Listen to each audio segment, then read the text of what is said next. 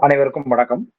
நம்முடைய சைவ கழகத்தினுடைய மெய்நிகர் சைவ கல்விக் கழகத்தினுடைய 14வது வகுப்பாக இன்று பாரதம் முழுவதும் உள்ள சிவாலயங்கள் பற்றிய ஒரு அறிமுகத்தை தர்மயாதீன புலவர் ஐயா மதுசூதனன் அவர்கள் இன்று நிகழ்த்த உள்ளார்கள். இன்றைய நாள் சைவ சமயத்தினுடைய வரலாற்றில் மிகப்பெரிய ஒரு முக்கியமான ஒரு வரலாற்று சிறப்பு மிக்க ஒரு நாளாக அமைந்துள்ளது. பாரத பிரதமர் மாண்புமிகு நரேந்திர மோடி அவர்கள் கங்கை கொண்ட சோழன் ராஜேந்திர சோழனுடைய ஆடி திருவாதிரை பிறந்தநாள் விழாவை ஒட்டி முன்னிட்டு நடந்த ஒரு விழாவில் இன்று பங்கேற்று மிக முக்கியமான ஒரு சொற்பொழிவை அவர் நிகழ்த்தி இருக்கிறார். நாட்டு மக்களிடம் அவர் பேசியிருக்கிறார். இதுவரை பாரத வரலாற்றிலே இல்லாத அளவுக்கு சைவ சித்தாந்தத்தினுடைய பெருமையை இன்று அவர் மிக துல்லியமாக தெரிவித்திருக்கிறார். இன்றுள்ள பிரச்சனைகளுக்கு தீர்வு தரக்கூடிய ஒரே தத்துவம் நம்முடைய சைவ சித்தாந்த தத்துவம் தான் என்று இன்றைக்கு அவர்கள் மேடையிலே பேசியிருக்கிறார். அவர்களுடைய அருகிலே நம்முடைய குருமகா சன்னிதானங்கள் அனைவரும் எழுந்தருளி இருந்தார்கள். இந்த காட்சியை இன்று உலகமே கண்டு வியந்தது. மிகப்பெரிய அளவிலே கடந்த 200-250 ஆண்டுகளாக தமிழ்நாட்டினுடைய வரலாறு மட்டுமின்றி பாரத வரலாற்றிலேயே சைவ சித்தாந்த தத்துவத்திற்கு பெரிய அளவிலே முக்கியத்துவம் கொடுக்கப்படவில்லை என்பதை நாம் ஆரம்ப கால நம்முடைய கழகத்தினுடைய முதல் வகுப்பு தொடங்கி நாம் அதை சொல்லி வருகிறோம். அதை பல்வேறு தலைப்புகளில் பேசும் பொழுது தத்துவ வரலாற்றினுடைய தொடக்கத்திலே எப்படி ஆங்கிலேயர்கள் இந்தியாவிற்குள் வந்தார்கள், அவர்களுக்கு எப்படி இந்தியாவில் உள்ள தத்துவங்கள் அறிமுகமாகின, அதில் எவை அறிமுகமாகின, எவை விடுபட்டு போயின என்பதை பற்றியெல்லாம் நாம் ஆரம்பத்திலே பேசியிருக்கிறோம். அதன் பிறகு ஏற்பட்ட அரசியல் பொருளாதார மாற்றங்களிலே எப்படி மற்ற தத்துவங்கள் முன்னாலே நிறுத்தப்பட்டு ஒரு போலி அரசியல் கட்டமைக்கப்பட்டது, சைவ சித்தாந்தம் எப்படி பின்னாலே ஒதுக்கப்பட்டது என்றதெல்லாம் நாம் பார்த்திருக்கிறோம். இன்றைய நிலையிலே பாரத பிரதமர் மிக தெளிவாக சைவ ஆதீனங்கள் கொடுத்த செங்கோலை நான் பாராளுமன்றத்திலே நிறுவியிருக்கிறேன். இன்று இந்திய மிக முக்கியமாக அவர்கள் ஒரு வார்த்தை சொல்லியிருக்கிறார்கள். இந்திய பண்பாட்டினுடைய வேர் சைவ சித்தாந்தத்தில் இருக்கிறது என்ற வார்த்தையும் அவர்கள் சொல்லியிருக்கிறார்கள். இதை மிகப்பெரிய ஒரு முக்கியமான ஒரு வரலாற்று தருணமாக நாம் உணர வேண்டும். இதை நாம் தெரிந்த அளவில் அனைவருக்கும் இதை நாம் சொல்ல வேண்டும். இத்தகைய ஒரு சூழலிலேதான் பாரதம் முழுவதும் பரவி இருக்கக்கூடிய சிவாலயங்கள் என்பதை பற்றி நாம் ஓரளவேனும் தெரிந்து கொள்ள வேண்டும் என்பதை கருத்தில் கொள்ள வேண்டும். ஏனென்றால் இது வெறும் சுற்றுலா பயணமாகவோ அல்லது ஆன்மீக பயணமாகவோ நாம் தான் அங்கே போயிருக்கிறோமே இங்கே போயிருக்கிறோமே என்பது அல்ல. இங்கே நாம் பேச வேண்டியது இந்த பாரதம் முழுவதும் மக்களை ஒருங்கிணைத்தது சைவ ஆகமங்களே. காஷ்மீர் முதல் கன்னியாகுமரி வரை ஆகம ரீதியிலான கோயில்களே கட்டப்பட்டன. சைவ ஆகமங்கள் பாரதத்தினுடைய பண்பாட்டில் மிகப்பெரிய தாக்கத்தை ஏற்படுத்தி இருக்கின்றன. அந்த தாக்கம் பண்பாட்டில் எந்தெந்த அளவு விரவி இருக்கிறது, எந்தெந்த அளவு பரவி இருக்கிறது, அது பாரதத்தோடு நில்லாமல் கீழே தேச ஆசிய நாடுகளிலும் Thailand, Sumatra, Cambodia, Malaysia, Singapore என்று கீழே தேசிய இந்தோனேஷியா, ஜாவா, சுமத்ரா வரையிலும் இந்த சைவ சித்தாந்த பண்பாடு எப்படி பரவி இருக்கிறது, அதனுடைய மூல காரணமாகிய சைவாகமங்களின் அடிப்படையில் கட்டப்பட்ட கோயில் கட்டுமானங்கள் நம்முடைய பாரத தேசத்திலே எந்த அளவுக்கு மக்களிடம் ஆழ்ந்த செல்வாக்கு செலுத்தி இருக்கின்றன என்பதனுடைய கண்ணோட்டத்தினுடைய அந்த பார்வையிலே தான் இன்று பாரதம் முழுவதும் உள்ள சிவாலயங்களை பற்றி நாம் ஒரு மேலோட்டமான ஒரு பார்வையை நாம் பார்க்க இருக்கிறோம். இது வெறும் அறிமுகம் மட்டுமல்ல, இது ஒட்டுமொத்த சைவ சித்தாந்தத்தினுடைய ஒரு ஒரு பறந்து விரிந்த ஒரு பறவை பார்வையை நமக்கு கொடுப்பது. இது வெவ்வேறு கோணங்களில் விவாதிக்கப்பட வேண்டியது. எனினும் இங்கே நாம் அறிமுகம் மட்டுமே கொடுக்க வேண்டியிருக்கிறது என்பதால் அதை மட்டுமே இப்பொழுது செய்கிறோம். நம்முடைய தர்மயாதீன புலவர் சிவ திரு மதுசூதனன் ஐயா அவர்கள் இப்பொழுது பாரதம் முழுவதும் உள்ள சிவாலயங்களை பற்றி நமக்கு வகுப்பு எடுக்க உள்ளார்கள். ஐயா வகுப்பு தொடங்கலாம் ஐயா. நன்றி. ஹர நம பார்வதி பதயே ஹர ஹர மகாதேவா. தென்னாடுடைய சிவனே போற்றி, எந்நாட்டவர்க்கும் இறைவா போற்றி, ஆரூர் அமர்ந்த அரசே போற்றி, சீரார் திருவையாரா போற்றி போற்றி. விண்ணாளும் தேவர்க்கும் மேலாய வேதியனை, மண்ணாளும் மன்னவர்க்கும் மாண்பாகி நின்றானை, தன்னார் தமிழளிக்கும் தன்பாண்டி நாட்டானை, பெண்ணாளும் பாகனை பேணு பெருந்துறையில், கண்ணார் கடல் காட்டி நாயேனை ஆட்கொண்ட அண்ணாமலையானை பாடுதுங்கா நம்மானாய், சித்தம் தெளிவீர்கள் அத்தன் ஆரூரை பத்தி மலர்த்தூவ முத்தியாகுமே. எல்லோருக்கும் வணக்கம். எல்லாம் வல்ல ஆரூர் அஜபா நடன கமல வசந்த தியாகராஜ பெருமான் திருவருளையும் எமையாளும் தர்மயாதீன குருமகா சன்னிதானுடைய குருவருளையும் சிந்திக்கிறேன். இன்றைய தினம் திரு நெல்லை சொக்கரையா அவர்கள் தொடங்கி வைக்கும் போது பேசியது போலே சைவ சமய வரலாற்றிலே மிக முக்கியமான ஒரு நாள். அரசியல் ரீதியாக சமய கண்ணோட்டத்திலே நாம் கொண்டோம் என்றால், பாரத தேசத்தின் பிரதமர் இன்றைக்கு சைவ சமய நெறியிலே ஊன்றி நின்ற ராஜேந்திர சோழனுடைய சமய பணியாய் விளங்கும் கங்கை கொண்ட சோழீஸ்வரத்தில் நின்று கொண்டு சைவாகமங்களின் சிறப்பையும் அது நமக்கு வாழ்க்கையிலே ஏற்படக்கூடிய பிரச்சனைகளுக்கெல்லாம் தீர்வு காண உதவக்கூடிய மிகவும் கைவந்த ஒரு பொருளாக நமக்கு இருந்து உதவக்கூடிய நிலையிலே, சமயம் என்பது ஏதோ முக்திக்கான ஒரு விஷயம் என்பதை கடந்து இவ்வுலகிலே வாழும் காலத்திலே ஏற்படக்கூடிய இன்னல்களிலிருந்தும் நம்மை காத்து தரக்கூடிய ஒரு காப்பாக இருக்கக்கூடிய சிறப்பை எல்லாம் எடுத்து சொல்லி இருக்கிறார். உள்ளபடியே இத்தனை நூற்றாண்டுகளிலே, அதுவும் சமீப காலங்களிலே, குறிப்பாக சுதந்திரத்திற்கு பிறகு ஒரு பிரதம மந்திரி சமயத்தினுடைய சிறப்பை பேசுதல் என்பதிலும், குறிப்பாக சைவ சித்தாந்த சமயத்தினுடைய சிறப்பை இத்தனை தூரம் பகிரங்கமாக பேசியது என்பது உள்ளபடியே நாம் எல்லோரும் மிகவும் மகிழ்ச்சியோடு அரசியல் என்ற நிலைக்கு அப்பாற்பட்டு பார்க்க வேண்டிய ஒரு தருணம் தான். அப்படி அவர் கொண்டாடிய அந்த சைவாகமங்கள் தனித்த சிறப்போடு விளங்குவதற்கு இருக்கக்கூடிய பல்வேறு காரணங்களிலே ஒன்று, இது பெரும்பான்மை மதமாக பலதரப்பட்ட மக்களையும் அரவணைத்து செல்லக்கூடிய ஒரு சிறப்போடு இருப்பது மிக முக்கியமான ஒரு காரணம். நாம் நம்முடைய சந்தான மரபை மெய்கண்ட தேவருடையிலிருந்து தொடங்கி அவருக்கு முன்பாக சமயாச்சாரியர்கள் காட்டிக் கொடுத்த நெறியிலே இவர்களெல்லாம் தத்துவத்திற்கு இலக்கணம் கண்டு அதை நாம் அறிந்து கொள்ளும்படியாய் திராவிட மொழியிலேயே பாடிக் கொடுத்தார்கள் என்றெல்லாம் சிறப்பிக்கிறோம். ஆனால் அவர்களுக்கெல்லாமும் முன்னோடியாக சைவாகமங்கள் சிவபெருமானே தன் திருவாய் மலர்ந்தருளிய சாத்திரங்களாக இருந்து நம்முடைய வாழ்க்கை இகம் பரம் இரண்டிற்குமான சுகத்தை பெற்றுத் தருவதற்கு தகுதியான ஒரு வாழ்க்கை முறையை அமைத்துக் கொள்வதற்கு வழிவகை செய்திருக்கக்கூடிய சிறப்பை ஆகமங்களின் மூலமாக நாம் அறிந்து கொள்ளலாம். சைவ அடியாராக இருக்கக்கூடிய ஒருவர் ஒரு நாள் பொழுதை காலையிலிருந்து மாலை வரை என்னென்ன விதத்திலே செலவு செய்ய வேண்டும், காலையில் துயில் எழுவதற்கான தகுதியான நேரத்திலிருந்து தொடங்கி இரவு உறங்கச் செல்வதற்கு முன்பாக செய்ய வேண்டிய காரியங்கள் வரையிலுமாய் ஒரு நாள் பொழுதை நாம் எப்படியெல்லாம் வகுத்துக் கொள்ள வேண்டும் என்பதை கூட தெளிவுபடுத்தி அதன் மூலமாக நம்முடைய உடல் உள்ளம் இரண்டும் ஆரோக்கியப்பட்டிருக்கும்படியாக செய்து தந்திருக்கிறார்கள். அந்த விதத்திலே ஒரு நாள் பொழுதில் நாம் கடைபிடிக்க வேண்டிய நமக்கு ஏற்பட்டிருக்கக்கூடிய கடன்களிலே ஒன்றாக திருக்கோயில் தரிசனத்தையும் முன்னிறுத்தி, கோயில் இல்லாத ஊரில் குடியிருக்க வேண்டாம் என்று சாமான்யமாக சொல்லக்கூடிய நிலையிலிருந்து தொடங்கி திருக்கோயில் இல்லாத திருவிலூரும் என்று அப்பரடிகள் வாக்காகவும், இன்னும் ஆன்ம ஞானம் தலையெடுப்பதற்கு திருக்கோயில் தரிசனமே மிக முக்கிய நிலையிலிருந்து உதவும் என்பதையும் பலபடியாலும் ஆச்சாரியர்களுடைய அருள்வாக்குகளாலே நாம் அறிந்து கொள்ளும்படியாக சாத்திரங்களும் தோத்திரங்களும் இருக்க பார்க்கிறோம். அந்த விதத்தில் கோயில்களை முன்னிறுத்திய ஒரு சமூகமாக பாரத தேசம் பன்னெடுங்காலமாக இருந்து வந்திருக்கிறது. சாதாரணமாக பாரத தேசத்தின் பண்பாட்டு வரலாற்றை எழுதும் போதெல்லாம் சிந்து சமவெளி நாகரிகத்திலிருந்து தொடங்குவது ஒரு வழக்கம். ஆவணப்படுத்தப்பட்ட வரலாறு அதிகமாக கிடைப்பது என்ற ரீதியாக பார்த்தால் சிந்து சமவெளியிலிருந்து தொடங்குவது என்ற ஒரு வழக்கம் உண்டு.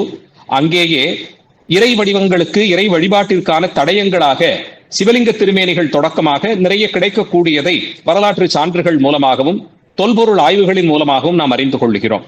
வேத காலம் என்று ஒன்றை பிரபலமாக சொன்னாலும் அந்த வேதங்கள் சொல்லி இருக்கக்கூடிய மரபுகளை, யாக காரியங்களை செய்தவர்கள் என்பவர்கள் மிகவும் சிலரே. அவர்கள் பெரும்பான்மை சமுதாயத்தை சேர்ந்தவர்களாக நிச்சயம் இருக்கவே முடியாது. வேத வேள்விகளை செய்வதற்கு விதிக்கப்பட்டிருக்கக்கூடிய கட்டுப்பாடுகளை பார்த்தாலே மிகவும் சிலர்தான் யாக காரியங்களிலே தாங்களே முனைந்து செய்தார்கள் என்றும் ஏனையவர்கள் அதை ஆதரித்திருந்த விஷயங்களையும் பார்க்க முடிகிறது. தமிழ்ச்சங்க பாடல்களில் கூட அரசர்கள் இது போன்ற வேள்வி வேட்டுதலை ஆதரித்து இருந்தார்கள் என்ற அளவிலே சொல்லப்பட்டிருக்கிறதே தவிர எல்லோருமாக சேர்ந்து இறை வழிபாடு என்ற ஒரு நிலைக்கு வேத மரபு என்பது அழைத்து செல்லாது. அது அதனுடைய குறையாக நாம் சொல்லவில்லை, அந்த மரபினுடைய அமைப்பே அப்படித்தான். அது இந்த நிலையிலே இருந்து இன்னென்ன காரியங்களிலே இப்படி இவர்கள் ஈடுபடலாம் என்பதுதான் அது போதிக்கிறது. அந்த நிலையை கடந்து எல்லா தரப்பு மக்களும் எந்த விதமான பேதத்தையும் கடந்து இறை வழிபாடு செய்வதற்கான வழிவகைகளை அதே நேரத்தில் வைதீக மரபிற்கு எந்த ஒரு குறையும் வராதபடிக்கு வகுத்து கொடுத்த சிறப்பு சிவாகமங்களுக்கே உண்டு. சிவாகமங்கள் என்று சிறப்பித்து சொல்லுவதை காட்டிலும் வடமொழி இலக்கணங்களே கூட ஆகமம் என்று கேவலம் அந்த சப்தத்தை அப்படியே சொன்னால் அது சிவாகமங்களையே குறிக்கும் என்றும், சிவாகமங்களே முதலாக தோன்றிய ஆகம மரபிலான ஞான நூல்கள் என்பதையும் வரலாற்று ரீதியாக நம்மால் நிச்சயம் நிரூபிக்க முடியும். அதனால்தான் சைவாகமங்களை தொடர்ந்து எழுதப்பட்ட வைணவ ஆகமங்களை சிறப்பாக வைணவ ஆகமங்கள் என்றே சொல்ல வேண்டும். வெறுமனே ஆகமங்கள் என்று சொன்னாலே அது சைவாகமங்களைத்தான் குறிக்கும் என்றால், ஆகமம் என்கிற இந்த ஞான மரபிற்கு, இந்த மெய் மரபிற்கு எவ்வளவு தொன்மை என்பதை நாம் புரிந்து கொள்ளலாம். அதன் பிறகு மிகவும் பிற்பட்ட காலத்திலே சாக்த ஆகமங்கள், இன்னும் சொல்ல போனால் ஜைன பௌத்த ஆகமங்கள் எல்லாம் கூட தோன்றின.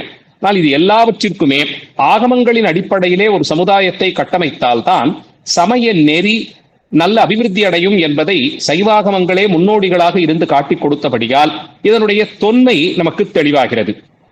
இந்த சைவாகமங்களும் இன்று பலரும் நினைத்துக் கொண்டிருப்பது போலே பாரத தேசத்தின் தெற்கே, அதிலும் குறிப்பாக ஏதோ தமிழகத்தில் மட்டுமே இருக்கக்கூடிய ஒரு தத்துவ மரபு என்று ஒரு பார்வை நம்மிடையே பலருக்கும் இருக்கலாம். அதற்கு சமீப காலங்களிலே அப்படி ஒரு தோற்றம் வந்துவிட்டபடியால் இது காரணம் போலே அமைகிறது. ஆயினும் வரலாற்று ரீதியாக பார்த்தால் கல்வெட்டு சான்றுகள், கோயில் கட்டிடக்கலை அமைப்பை ஆய்ந்தும், இன்னும் கோயில் நகரங்களினுடைய வடிவமைப்பு, அந்த கோயில்களிலே இன்று கூட கடைபிடிக்கப்படும் வழிபாட்டு மரபுகள், இவற்றையெல்லாம் கணக்கில் கொண்டால் பாரத தேசம் எங்கிலும் ஆசேது இமாச்சலம் என்று சொல்லுவார்கள். சேதுக்கரை என்று சொல்லப்படும் ராமேஸ்வரத்திலிருந்து இமயமலை பரியந்தம் தெற்கே இருந்து வடக்கே வரையிலும் முழுவதுமாக பறந்து விரிந்திருந்த இந்திய பண்பாட்டில் கோயில்கள் எங்கெல்லாம் எடுக்கப்பட்டதோ அங்கெல்லாம் சைவாகமங்களை முன்னிறுத்தித்தான் கோயில் வழிபாடுகள் மட்டுமல்லாது கோயில் கட்டுமானமே அமைந்திருக்க முடியும் என்பதை பல்வேறு சான்றுகளாலும் தரவுகளாலும் நாம் அறிந்து கொள்ளலாம். சமீப காலங்களிலே ஆகம வழிபாடு என்பதை கடந்து வைதீக வழிபாடு என்ற ஒரு சொல்லாடல் பயிற்று வருகிறது. குறிப்பாக தில்லை திருத்தலத்திலே குறிப்பாகவே அது வைதீக வழிபாடு என்ற ஒரு சொல்லாடலை பயன்படுத்தி நீதிமன்றங்கள் வரையிலும் சென்று அந்த சொல்லாடல் பயன்பாட்டிலே வந்துவிட்டது. உண்மையில் பார்த்தால் வேத தர்மத்தின் அடிப்படையில் தான் ஆகமங்கள் எழுந்துள்ளன, அதிலே நமக்கு மாற்று கருத்து இல்லை. ஆயினும் வேதங்களை நூல்கள் என்ற அளவிலே எடுத்துக்கொண்டு பார்த்தால் அது தத்துவ விசாரம் செய்யக்கூடிய விதத்திலே பரம்பொருள் என்பவன் யார், அவனுடைய குணங்கள் என்ன, எங்கே இருக்கிறான், அவனுடைய செயல்கள் என்ன என்பன போன்ற கேள்விகளுக்கு விடைகளாகவே பெரும்பான்மை வந்திருக்கும். ஒரு கோயிலை கட்டுவதற்கு நிலத்தை எப்படி தேர்ந்தெடுப்பது, அங்கே கோயில் கட்டுமானம் என்றால் அதிலே என்னென்ன மாதிரியான பகுதிகள் எல்லாம் வர வேண்டும், ஒவ்வொரு பகுதியிலும் என்னென்ன தெய்வங்களை அங்கே தாபிக்க வேண்டும், அந்தந்த தெய்வங்களுக்குரிய மூல மந்திரங்கள் என்ன, ஆசன மூர்த்தி மந்திரங்கள் என்ன, இவற்றையெல்லாம் வேதங்கள் ஒரு காலத்திலும் வரையறை செய்யவில்லை. அதனால் சமீப காலங்களிலே தில்லை கோயிலை வைதிக கோயில், தில்லை என்பதை ஒரு உதாரணத்திற்கு தான் எடுத்துக் கொண்டிருக்கிறேன். இன்னும் சொல்ல போனால் இது போன்ற குழப்பங்கள் ஒரு சில நூற்றாண்டுகளுக்குள்ளாக பல கோயில்களிலும் நிகழ்ந்திருக்க பார்க்கிறோம். இதையெல்லாம் களையும் விதமாகத்தான் வடதேசத்திலே நமக்கு மிக முக்கிய திருத்தலமாக இருக்கக்கூடிய கங்கை கரையில் இருக்கும் காசி விஸ்வநாதர் ஆலயத்திற்கு மிக சமீபமாக ஓரிரு ஆண்டுகளுக்குள்ளாக கும்பாபிஷேக விழா செய்ய வேண்டும் என்று வந்தபோது அங்கே இருந்த வைதீகர்களே, அவர்களை பண்டாக்கள் என்று அழைப்போம், அதுவும் கூட அந்த பண்டா அப்படிங்கிறது அந்த செழிப்பு செல்வத்தை உடையவர்கள், சிவச்செல்வத்தை உடையவர்கள், பண்டாரகர் என்று சொல்லப்படும். இந்த பண்டாரம் நாம சொல்றோமே அதே சொல்தான். அந்த பண்டாரங்களாக இருக்கக்கூடிய அங்கே இருக்கக்கூடிய வைதீகர்களே இங்கே சிவாகம ஆச்சாரியர்களை வரவேற்று அவர்களை கொண்டு கும்பாபிஷேகம் நடக்க வேண்டும் காசியிலே விஸ்வநாத பெருமானுக்கு என்று கருத்தில் கொண்டு தமிழகத்தில் ரொம்ப முக்கியமான நிலையிலே இருந்த பல சிவாச்சாரியர்கள் இங்கே இருந்து அங்கே சென்று ஓதுவாமூர்த்திகள் தேவார பதிகமோத அந்த கும்பாபிஷேகம் மிகச் சிறப்பாக நடைபெற்றது. அந்த நெறியிலே மரபுகள், நெறிகள், இது போன்ற கிரியைகளுக்கு ஒரு பிரதிஷ்டை என்று வந்துவிட்டால் எத்தனை நாட்கள் அந்த விழா நடைபெற வேண்டும், அந்த தெய்வத்திற்கு சொல்லி இருக்கக்கூடிய சிற்ப லட்சணம் என்ன, அந்த தெய்வத்தை வடிப்பதற்கான சிலைக்கான சிலை எங்கிருந்து தேர்ந்தெடுக்கப்பட வேண்டும், அதை என்ன அளவிலே இருத்தி வடிக்க வேண்டும், வடிப்பதற்குரிய முகூர்த்தங்களாக எந்தெந்த முகூர்த்தத்தை கொள்ளலாம், அப்படி வடிக்கப்பட்ட முகூர்த்தத்தை தானியத்திலே வைப்பது, ஜலத்திலே வைப்பது என்று சொல்லப்படக்கூடிய பிரதிஷ்டைக்கு முன்பாக இருக்கக்கூடிய கிரியைகள் எல்லாம் என்னென்ன, இவற்றையெல்லாம் வேதங்கள் ஒரு நாளும் சொல்ல போவது இல்லை. வேதாந்தமாக இருக்கக்கூடிய உபனிஷத்துகளும் நிச்சயம் சொல்லவில்லை. இப்போ வைதீக கோயில் என்று ஒரு பேச்சிற்கு வாதத்திற்கு வைத்தாலும் கூட ஆகமங்களிலிருந்தே அந்த கோயிலிலே நடைபெறக்கூடிய பூஜை வழிபாடுகளுக்கு, மரபுகளுக்கு, திருவிழாக்களுக்கு, அதை செய்ய வேண்டிய பദ്ധதிகளுக்கெல்லாம் எடுத்துக்கொண்டு அதை வைதீகம் என்ற பெயரிலே நடத்தி வருகிறார்கள் என்பதுதான் தெரிகிறது. அந்த விதத்தில் பாரத தேசம் எங்கிலுமே கோயில் வழிபாட்டு மரபு என்று எடுத்துக்கொண்டால் ஏதோ ஒரு விதத்திலே அதன் அடியில் சைவாகம தொடர்பு இல்லாமல் இருப்பதற்கு வேறு வழியே கிடையாது என்னும் அளவில் சைவாகமங்கள் கோயில் வழிபாட்டு மரபிலே இரண்டர கலந்திருக்கின்றன. இத்தனை சிறப்பு வாய்ந்த இந்த சைவாகமங்கள் பெருமானை எப்படியெல்லாம் வழிபட வேண்டும் என்று கூறும்போது நம்முடைய இல்லத்திலே நம் அளவில் வைத்து வழிபடுவதற்கு ஆன்மார்த்த பூஜை என்றும், கோயில்களிலே செய்யப்படும் வழிபாட்டிற்கு பரார்த்த பூஜை என்றும் 2 வகையாக சிவபூஜையை வரையறை செய்து அந்த பரார்த்த பூஜை கோயிலிலே இன்னென்ன நிலையில் நடைபெற வேண்டும் என்றும் அந்த கோயில் கட்டுவதற்கான வழிமுறைகள் என்ன, முன்னம் அந்த கோயில் கட்டுமானத்திற்கு நிலத்தை தேர்ந்தெடுப்பதிலிருந்து தொடங்கி ஒவ்வொரு படியாக அந்த கோயிலை கட்டி முடித்த பிறகு பிரதிஷ்டை செய்வது, பிரதிஷ்டைக்கு பிறகு திருவிழாக்கள் செய்வது, அதன் பிறகு ஏதாவது தெரிந்தும் தெரியாமலும் குறைகள் நடந்திருந்தால் அதற்கு பிராயச்சித்தங்கள் செய்வது என்ற அளவில் முழுமையாக ஒரு கோயிலை கட்டி முடித்து விழா வழிபாடு என்று எல்லா நிலைகளிலும் இருந்து அந்த கோயிலை நாம் பயன்படுத்தி அதன் மூலம் உயிர்கள் பக்குவமடைந்து சிவபுண்ணிய செயல்களிலே ஈடுபட்டு சிவபெருமானுடைய திருவடிகளை சென்றடையக்கூடியதான முக்தி நிலைக்கு நம்மை உயர்த்தக்கூடிய ஸ்தானங்களாக சைவாகமங்களே வழிகாட்டி இருக்கின்றன. அதனால் தான் தொடங்கும் போதே சொன்னேன், ஆசேது இமாச்சலம் பாரத தேசத்தின் எல்லா பகுதிகளிலும் சிவாலய வழிபாடு என்று எடுத்துக்கொண்டால் ஏதோ ஒரு விதத்தில் அதிலே ஆகம தத்துவங்கள் கலந்துதான் இருக்கும். நாம் காஷ்மீரத்திலிருந்து எடுத்துக்கொண்டு ஒரு பகுதியாக பார்த்து கொண்டு வந்தோம் என்றால், வடக்கே காஷ்மீரத்திலிருந்து ஆலயங்கள் சுயம்புலிங்க கஷேத்திரங்களாக சில ஸ்தலங்களையும், அதன் பிறகு ரிஷிகளுக்கும் தேவர்களுக்கு அருளி செய்ததாக சில ஸ்தலங்களையும், அரசர்கள் மாமன்னர்கள் எடுப்பித்ததாக சில கோயில்களையும், அடியார்களுக்காக என்ற சில தலங்களும், இப்படியெல்லாம் யாருடைய காரணத்தினால் இறைவன் அங்கே எழுந்தருளினானோ அதை வைத்து பிரிக்கக்கூடிய ஒரு மரபு உண்டு. அந்தபடிக்கு நமக்கு பாரத தேசம் எங்கும் பல நிலைகளிலும் பலருக்கும் அருள வேண்டி இறைவன் கோயில் கொண்டிருக்கிறார். அந்த கோயில்கள் எல்லாம் வழிபட்டாலன்றி இந்த உயிருக்கான பக்குவ நிலை அவ்வளவு எளிமையாக நமக்கு மற்றைய சாதனைகளின் மூலமாக கிடைத்து விடாது என்பதனால்தான் கோயில்களை சமயத்தின் அடிநாதமாக வைத்து பார்க்கிறோம். வீட்டிலேயே இருந்த இடத்தில் இருந்து கொண்டே சிவயோகத்திலே கூடியிருந்து சிவபதமடைந்த அடியார்களை எல்லாம் நாம் 63க்குள்ளே பார்க்கிறோம். அல்லது ரொம்ப கடினமான மரபு. அந்த மரபிலே ஈடுபட்டு பக்குவம் அடைதல் என்பது சாமானியர்களுக்கு எளிதான காரியம் இல்லை என்பதனால்தான் திருக்கோயில் வழிபாட்டை முதன்மைப்படுத்தி, மேலும் மூவர் முதலிகள் தொடக்கமாய் ஆச்சாரியர்கள் பலரும் கூட தொடர்ந்து திருத்தல யாத்திரையிலே இருந்ததையும், அந்தந்த தலங்களுக்கு போய் ஆங்காங்கே இருக்கக்கூடிய எம்பெருமானோடு கூடி அவரை வழிபட்டிருக்கக்கூடிய அடியார்கள் அங்கே காணக்கூடிய இயற்கை காட்சிகள் என்று எல்லாவற்றிலும் சிவனருள் நிலைகளாகவே அவற்றையெல்லாம் பாவித்து பாடியிருக்கக்கூடிய சிறப்புகளையும் பார்க்கிறோம். அத்தனை தத்துவ சிறப்பு வாய்ந்த இந்த ஆலயங்களினுடைய வழிபாட்டில் பாரத தேசத்தின் எல்லா பகுதிகளிலும் பல ஆயிரங்களாக கோயில்கள் இருக்கக்கூடிய நிலையில் காஷ்மீரத்திலிருந்து எடுத்துக்கொண்டு பார்த்தால், வடக்கே காஷ்மீரத்தில் ஒரு நூற்றாண்டுக்கு முன்பாக வரையிலும் கூட அதிகப்படியாக வழிபாடு என்பது சிவ வழிபாடாகவே இருந்தது. சைவாகம மரபிலிருந்து தோன்றி வெவ்வேறு நிலைகளிலே தத்துவ மாற்றங்கள் எல்லாம் அடைந்திருக்கக்கூடிய திரீகா சைவம் என்று சொல்லக்கூடிய காஷ்மீர சைவ மரபு, அது அங்கே இருந்த பெரும்பான்மை வைதீகர்கள் கடைபிடித்த மரபு. பேரிலேயே அந்த பிரதேசத்தினுடைய பெயரோடு கூடி இருக்கக்கூடிய சிறப்பு. காஷ்மீர சைவ மரபு என்பது பைரவ தந்திரங்களின் அடிப்படையிலே அங்கே வடக்கே காஷ்மீரம் தொடக்கமாய் இன்றைய சீன தேசம், திபெத், நேபாள் வரையிலுமாக பரவி இருந்த ஒரு தொன்மை மரபு.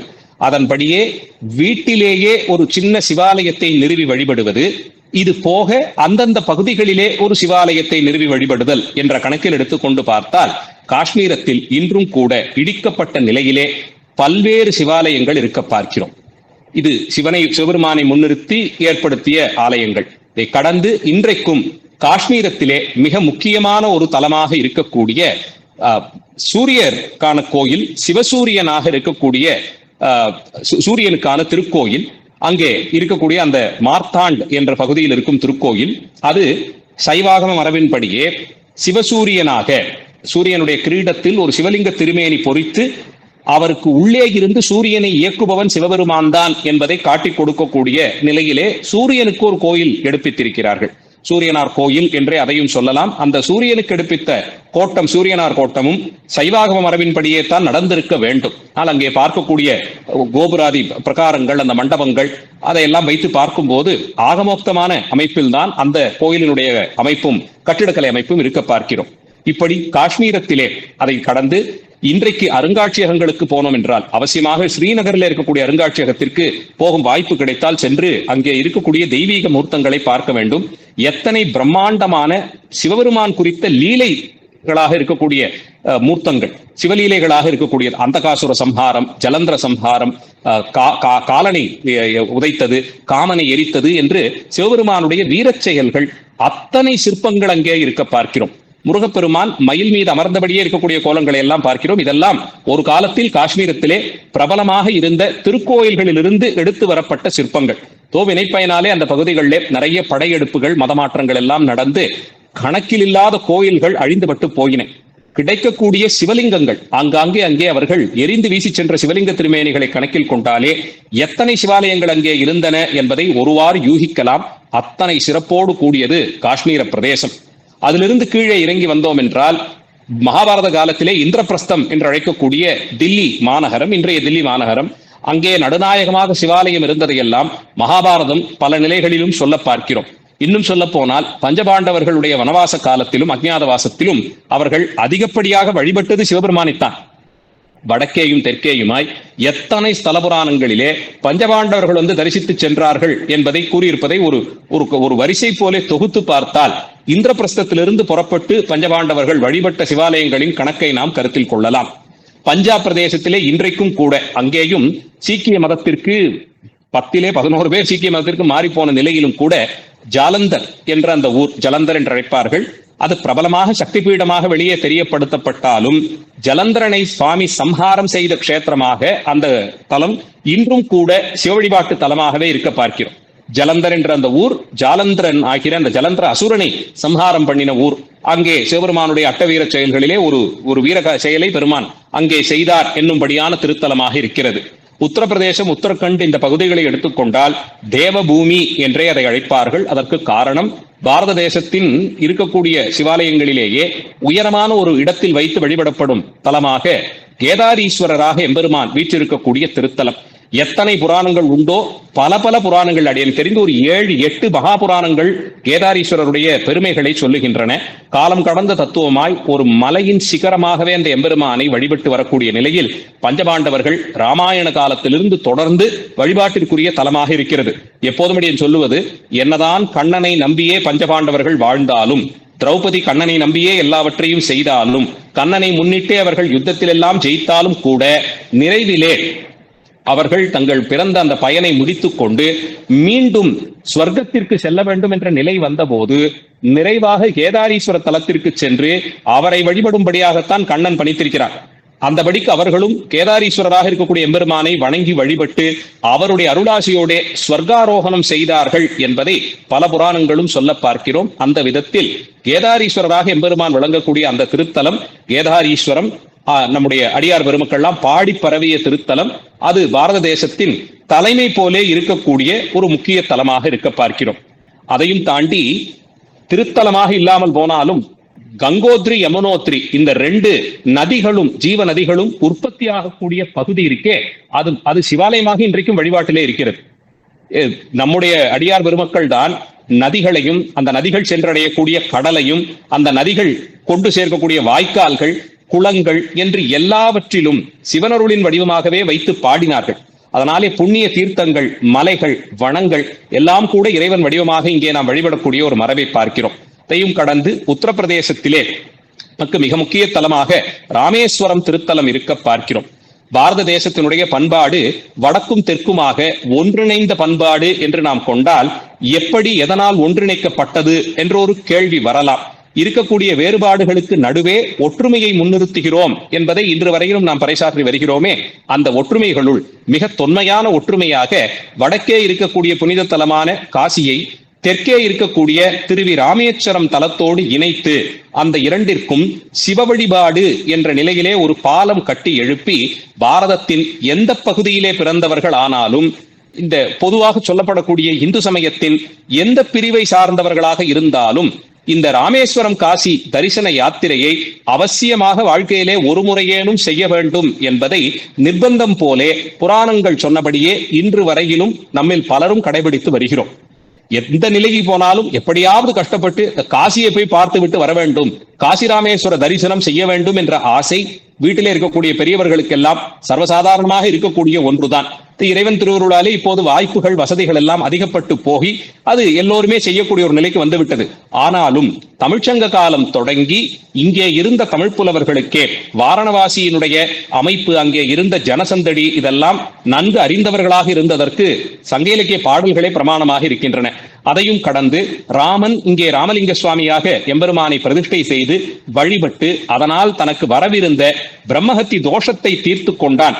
பிரம்மஹத்தி தோஷம் இருந்தால் அரசராக முடிசூடி கொள்ள முடியாது, பட்டம் கட்டி கொள்ள முடியாது. இப்ப இங்கே இருந்து போறதே அந்த பட்டாபிஷேகத்துக்கு ஆன பிறகு அந்த தோஷத்தோடு அங்கே செல்லக்கூடாது என்பதாலே இங்கே இருந்து அந்த தோஷத்திற்கு கழுவாய் தேடி சிவபிரதிஷ்டை செய்து அவன் வழிபட்டு அதன் பிறகு சென்றான் என்றபடியே காசிராமேஸ்வரம் என்ற இந்த இரண்டையும் ஒன்றுபடுத்தி இதன் மூலமாக பாரத தேசத்தை ஒரு வடக்கேயும் தெற்கேயும் நடுவே பாலம் கட்டி கொண்டாடி இருக்கிறார்கள் என்பது தெளிவாகிறது. அப்படி உத்தரப்பிரதேச பகுதி முழுவதுமே பல பல சிவத்தலங்களால் ஆனதாகவும் காசி கஷேத்திரம் முழுவதுமே ஒரு மயானமாகவே கருத்தில் கொள்ளும்படியாய் சம்ஹார காலத்தில் சிவபெருமான் இந்த உலகை சங்கரிக்கும் போது உலகம் எப்படி காட்சி தருமோ அதே போல் காசி நித்தியமும் காட்சி தரும் ஒரு கஷேத்திரம் என்ற அளவிலே பார்க்கப்படுகிறது. இந்த நிலையில் இந்த உத்தரப்பிரதேசம் அந்த பகுதிகளில் எல்லாம் அதை கடந்து பீகார் பகுதிகளுக்கு வந்தால் அங்கே 12 ஜோதிர்லிங்க தலங்களிலே தொன்மையானதாக இருக்கக்கூடிய வைத்தியநாதர் அந்த எம்பெருமான் அங்கே காட்சி தருகிறார். இப்போது போய் பார்த்தால் அந்த தலம் முழுவதுமே பளிங்கு கல்லால் மிக புதிதாக கட்டப்பட்டது போலே காட்சி தரும். அதற்கு பின்புலத்திலே காரணமாக இருக்கக்கூடியவன் ஒரு ஆங்கிலேய அதிகாரி, ஒரு வெள்ளையன்.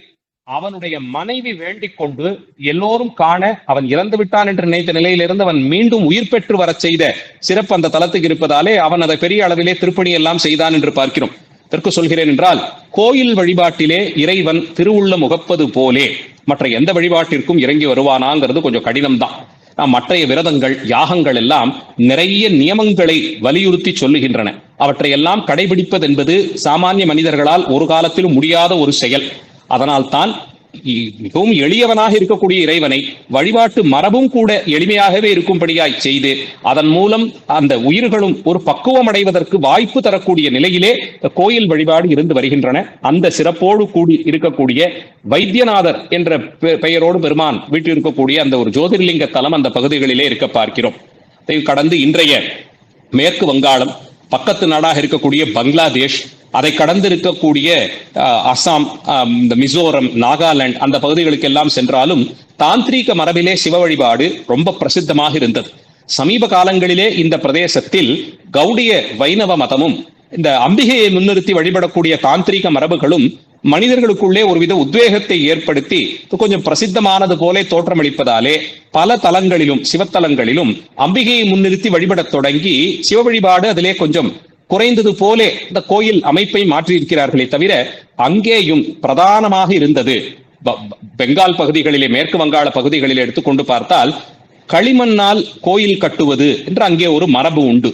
கங்கை அந்த பகுதிகளிலே பாயக்கூடிய நிலையில் நல்ல நிலையிலான களிமண், நல்ல ஸ்திரமான தன்மையோடு கூடிய களிமண் கிடைக்கும்.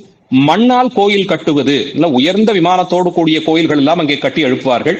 அப்படி கட்டப்பட்ட ஆலயங்களுக்குள்ளே பஞ்சரத்னேஸ்வரர், போகேஸ்வரர், ஏகநாதர் இந்த மாதிரியான திருநாமங்களோடு சிவபெருமான் கொல்கத்தாவிலிருந்து பல திசைகளிலும் சென்றால் தரிசிக்கக்கூடிய அளவில் பல பல சிவாலயங்களாக இருக்க பார்க்கிறோம். சொல்ல போனால் தக்ஷிணேஸ்வர் என்ற பெயரிலே அங்கே ஒரு காளி கோயில் ரொம்ப பிரதானம். கொல்கத்தாக்கு செல்பவர்கள் அவசியமாக தரிசிப்பார்கள். அந்த திருக்கோயிலிலே காளி பிரபலமடைவதற்கு முன்பாகவே சிவாலயத்தினுடைய தன்மை, அந்த சிவலிங்க பிரதிஷ்டை அந்த கோயிலிலே இருந்ததை நம்மளால் யூகித்துக் கொள்ள முடிகிறது. ஒன்றிற்கு 12 லிங்க பிரதிஷ்டை அந்த தலத்திலே இருக்க பார்க்கிறோம். இந்த கங்கை கரையை ஒட்டியே இருக்கக்கூடிய அந்த தலம். இப்படி பல இடங்களிலும் சிவாலயங்கள் பிற்காலத்திலே மாறுபட்டு போயினவே தவிர சிவாலயம் இல்லாத ஒரு தேசம் என்றே நம்மால் சொல்ல முடியாத அளவிலே சிவ வழிபாடு எல்லா இடத்திலும் நீடித்திருந்ததை பார்க்கிறோம். மேற்கு பாரதத்தினுடைய பகுதிகளிலே குஜராத் முதலிய பகுதிகளுக்கு வந்தால் கடற்கரையோரமாக இருக்கக்கூடிய சோமநாதர் கோயில் ஜோதிர்லிங்கங்களின் பட்டியலிலே 12 ஜோதிர்லிங்கங்களிலே முதன்மையாக கொண்டாடப்படும் திருத்தலம். அந்த சோமநாத பெருமான் சந்திரன் வழிபட்டதாக சொல்லப்படும் சிறப்பு. வரலாற்று ரீதியாக அந்த சோமநாதர் கோயில் எவ்வளவு பிரம்மாண்டமாக இருந்தது என்பதையும், அதை கஜினி முகமது முதலிய மாற்று மதத்தை சேர்ந்தவர்களுடைய படையெடுப்பு காலத்திலே எத்தனை முறை அவர்கள் இடித்து நொறுக்கியும் அங்கிருந்து பல கோடி சொத்துக்களை எல்லாம் பறிமுதல் செய்து கொண்டும் ஆபரணங்களை, அந்த கோயிலிலே இருந்த செல்வங்களை எல்லாம் அவர்கள் பறித்து சென்றதும் மக்கள் எவ்வளவு சிரமத்திற்கும் நடுவே அந்த மூலலிங்க திருமேனியை பாதுகாப்பதற்கு எவ்வளவு சிரமங்களை எடுத்துக்கொண்டார்கள். அப்படியெல்லாம் அவர்கள் அந்த அவஸ்தைப்பட்ட அந்த நிலை இருக்கே, அந்த வரலாற்றையே நாம் மிக முக்கியமாக வைத்து ஆவணப்படுத்தி பார்க்கணும். கோயில் வழிபாட்டிலே பாரத மக்கள் எவ்வளவு முனைப்போடு இருந்தார்கள் என்பதற்கு சோமநாதர் திருக்கோயிலை அவர்கள் எவ்வளவு பாதுகாத்தார்கள், எத்தனை பேர் தங்கள் இன்னுயிரை நீத்தார்கள் என்பதே அதற்கு சான்றாக அமைந்து விடுகிறது. அத்தனை முக்கியத்துவம் அந்த ஜோதிர்லிங்க தலங்களிலே முதன்மையாக இருக்கக்கூடிய சோமநாத பெருமான் கொண்டிருப்பதை பார்க்கிறோம். மகாராஷ்டிராவிற்கு வந்தால் பெரும்பான்மை ஜோதிர்லிங்க திருவுருவங்கள் அந்த தலத்தில் தான், மகாராஷ்டிரா பகுதிகளில் தான் எழுந்தருளச் செய்திருக்கிறார்கள். அங்கே நமக்கு கிருஷ்ணேஸ்வரர், ஓம்காரேஸ்வரர், மத்திய பிரதேசத்திலே ஓம்காரேஸ்வரர், இப்படி பல ஜோதிர்லிங்க தலங்கள் மட்டுமே தனித்த சிறப்போடு இருக்க பார்க்கிறோம். மத்திய பிரதேசத்தை பற்றி சொல்லும் போது இந்த கஜுராஹோ கோயில்கள் எல்லாம் அங்கே பார்க்கக்கூடிய காதல் வயமான சிற்பங்களுக்கு பிரபலமடைந்து விட்டன. ஆனால் வாஸ்தவத்தில் அவைகள் எல்லாம் சிவாலயங்களாகவே நிர்மாணம் செய்யப்பட்டன. உயிர்களினுடைய உற்பத்தியிலும் கூட விதிகளை சொல்லி இன்ன காரணத்தினாலே நல்லதொரு சமுதாயம் அமைவதற்கு விதிப்படி பிள்ளைகளை பெற்று அந்த பிள்ளைகளையும் தர்ம நெறியிலே வளர்த்து ஆளாக்கி அவர்களையும் சிவபக்தர்களாக்கி அவர்களுக்கு நல்ல பருவத்திலே திருமணம் செய்து வைத்து இந்த சந்ததி வைதீக நெறியிலே தர்ம நெறியிலே சிவநெறியிலே நடக்கக்கூடிய இந்த சந்ததி தொடர்ந்து இருக்க வேண்டும் என்பதை கூட வலியுறுத்தி சொல்லும் மரபுதான் நம்முடைய மரபு. அந்த விதத்தில் போஜராஜன் என்பவன் அவன் மிகப்பெரிய வைதீக சைவாகம நெறியிலே நின்ற அரசன். அந்த அரசன் எடுப்பித்த ஆலயம் போஜேஸ்வரருக்காக எடுப்பித்த ஆலயம். சொல்ல போனால் தஞ்சை பெரிய கோயில் போலே பிரம்மாண்டமான சிவலிங்க திருமேனி பிரதிஷ்டை செய்யப்பட்டிருக்கும் ஆலயம் சைவ சித்தாந்தியாகவே தன்னை அறிவித்துக் கொள்வதும் சைவாகம முறைப்படி அங்கே கோயில் எடுப்பித்ததற்கும் வரலாற்று சான்றுகளோடு அந்த கோயில் கட்டுமானம் இருக்க பார்க்கிறோம். கஜுராஹோ, போஜ்பூர் முதலிய பகுதிகளிலே பார்க்கக்கூடிய கோயில்கள் மிகவும் முக்கியமானவை. அதே தலத்தில் தான் இறைவன் அங்கே மகா காளராக வீற்றிருக்கக்கூடிய மகா காள கஷேத்திரமும் ஓங்காரேஸ்வரராக வீற்றிருக்கக்கூடிய திருத்தலங்களும் ஜோதிர்லிங்க தலங்களாக அங்கே இருக்க பார்க்கிறோம். சைவாகம நெறிக்கு ஒரு தலைமை பீடம் போலே பாரத தேசத்தின் மத்திய பிரதேசம் இந்த நர்மதை கரையிலே அநேகமான சைவ ஆச்சாரியர்கள் சைவ ஆகம மடங்களை ஸ்தாபித்து அங்கே இருந்த செய்திகளையும் சோழ மன்னர்கள் இந்த நர்மதை கரையிலிருந்தே ஆச்சாரியர்களை அழைத்து வந்து அவர்களினுடைய உதவியாலே இங்கே திருக்கோயில்களுக்கு கும்பாபிஷேகம் செய்வித்த சிறப்பை எல்லாம் நாம் பார்க்க முடிகிறது. நான் தான் சொன்னேன், இன்று பாரத பிரதமர் தெரிவித்தது போலே இந்த சைவ சித்தாந்த நெறி பாரத தேசம் எங்கும் பரவி இருந்து வடக்கு தெற்கு மேற்கே கிழக்கேங்கிற வேறுபாடே இல்லாதபடிக்கு எல்லா தரப்பு மக்களையும் ஞான நெறியிலே ஒன்றிணைக்க செய்த ஒரு பெரிய சிறப்பு வாய்ந்த தொன்மை நெறி என்பதிலே மாற்று கருத்தே இல்லை. பல கல்வெட்டுகளின் மூலமாக இந்த மத்திய பிரதேச பகுதிகளில் இருந்து நர்மதை நதிக்கரையில் இருந்தே சைவாச்சாரியர்களை அழைத்து வந்து சோழ மன்னர்கள், குறிப்பாக ராஜேந்திர சோழர் இங்கே அவர்களை தங்க வைத்ததும் அவர்களை கொண்டு இங்கே கோயில் கும்பாபிஷேகங்கள் நிகழ்வித்ததும் அவர்களை கொண்டு இங்கே இந்த சைவாகம மரபை இன்னும் பிரபல்யப்படுத்துவதற்குமான வாய்ப்புகளை பார்க்கிறோம். இன்றைக்கு மாண்புமிகு பாரத பிரதமர் கங்கைகொண்ட சோழபுரத்திலே அந்த கண்காட்சியை பார்த்து கொண்டு வந்தபோது அகோர சிவாச்சாரியார் என்ற பெயரோடு கூடி ஒரு அடியாருடைய திருவுருவ படத்தை வைத்து அவரை குறித்த ஒரு வாழ்க்கை குறிப்பையும் எழுதி வைத்து அது பாரத பிரதமர் அவரிடம் தெரிவிக்கப்பட்டது. அந்த அகோர சிவாச்சாரியார் எல்லாம் அவருடைய மரபு மத்திய பிரதேச பகுதிகளிலிருந்து வந்தது. இதை சொல்லுவதற்கு ரெண்டு காரணம். ஒன்று, சைவாகம நெறி என்பது தமிழகத்திற்கு மட்டும் உட்பட்டதல்ல, அது பாரத தேசம் முழுவதுமாய் இருந்தது. இன்னும் சொல்ல போனால் பண்டைய அகண்ட பாரதம் ஆகிற இன்றைய தெற்காசியாவின் சில நாடுகள் வரையிலும் கூட வழக்கில் இருந்தது என்பதை சர்வநிச்சயமாக சொல்லலாம். மற்றொரு காரணம், சைவாகம நெறி வடக்கு தெற்கு என்று பேதம் இல்லாமல் இது இரண்டையும் ஒன்றிணைக்கக்கூடிய ஆகச்சிறந்த ஞான சாதனமாக இருந்தது என்பது இதன் மூலமாக தெளிவாகிறது. இப்படி மத்திய பிரதேச பகுதிகளிலேயே பெரும்பான்மை ஆகம பாடசாலைகள் ஆகம மரபுகள் எல்லாம் தோன்றி அங்கிருந்து அது பாரதத்தின் எல்லா பிரதேசங்களுக்கும் ஆச்சாரியர்கள் எழுந்தருளி ஆங்காங்கே அந்த ஞான மரபை தோற்றுவித்தும் வளர்த்தும் வந்திருக்கிறார்கள்.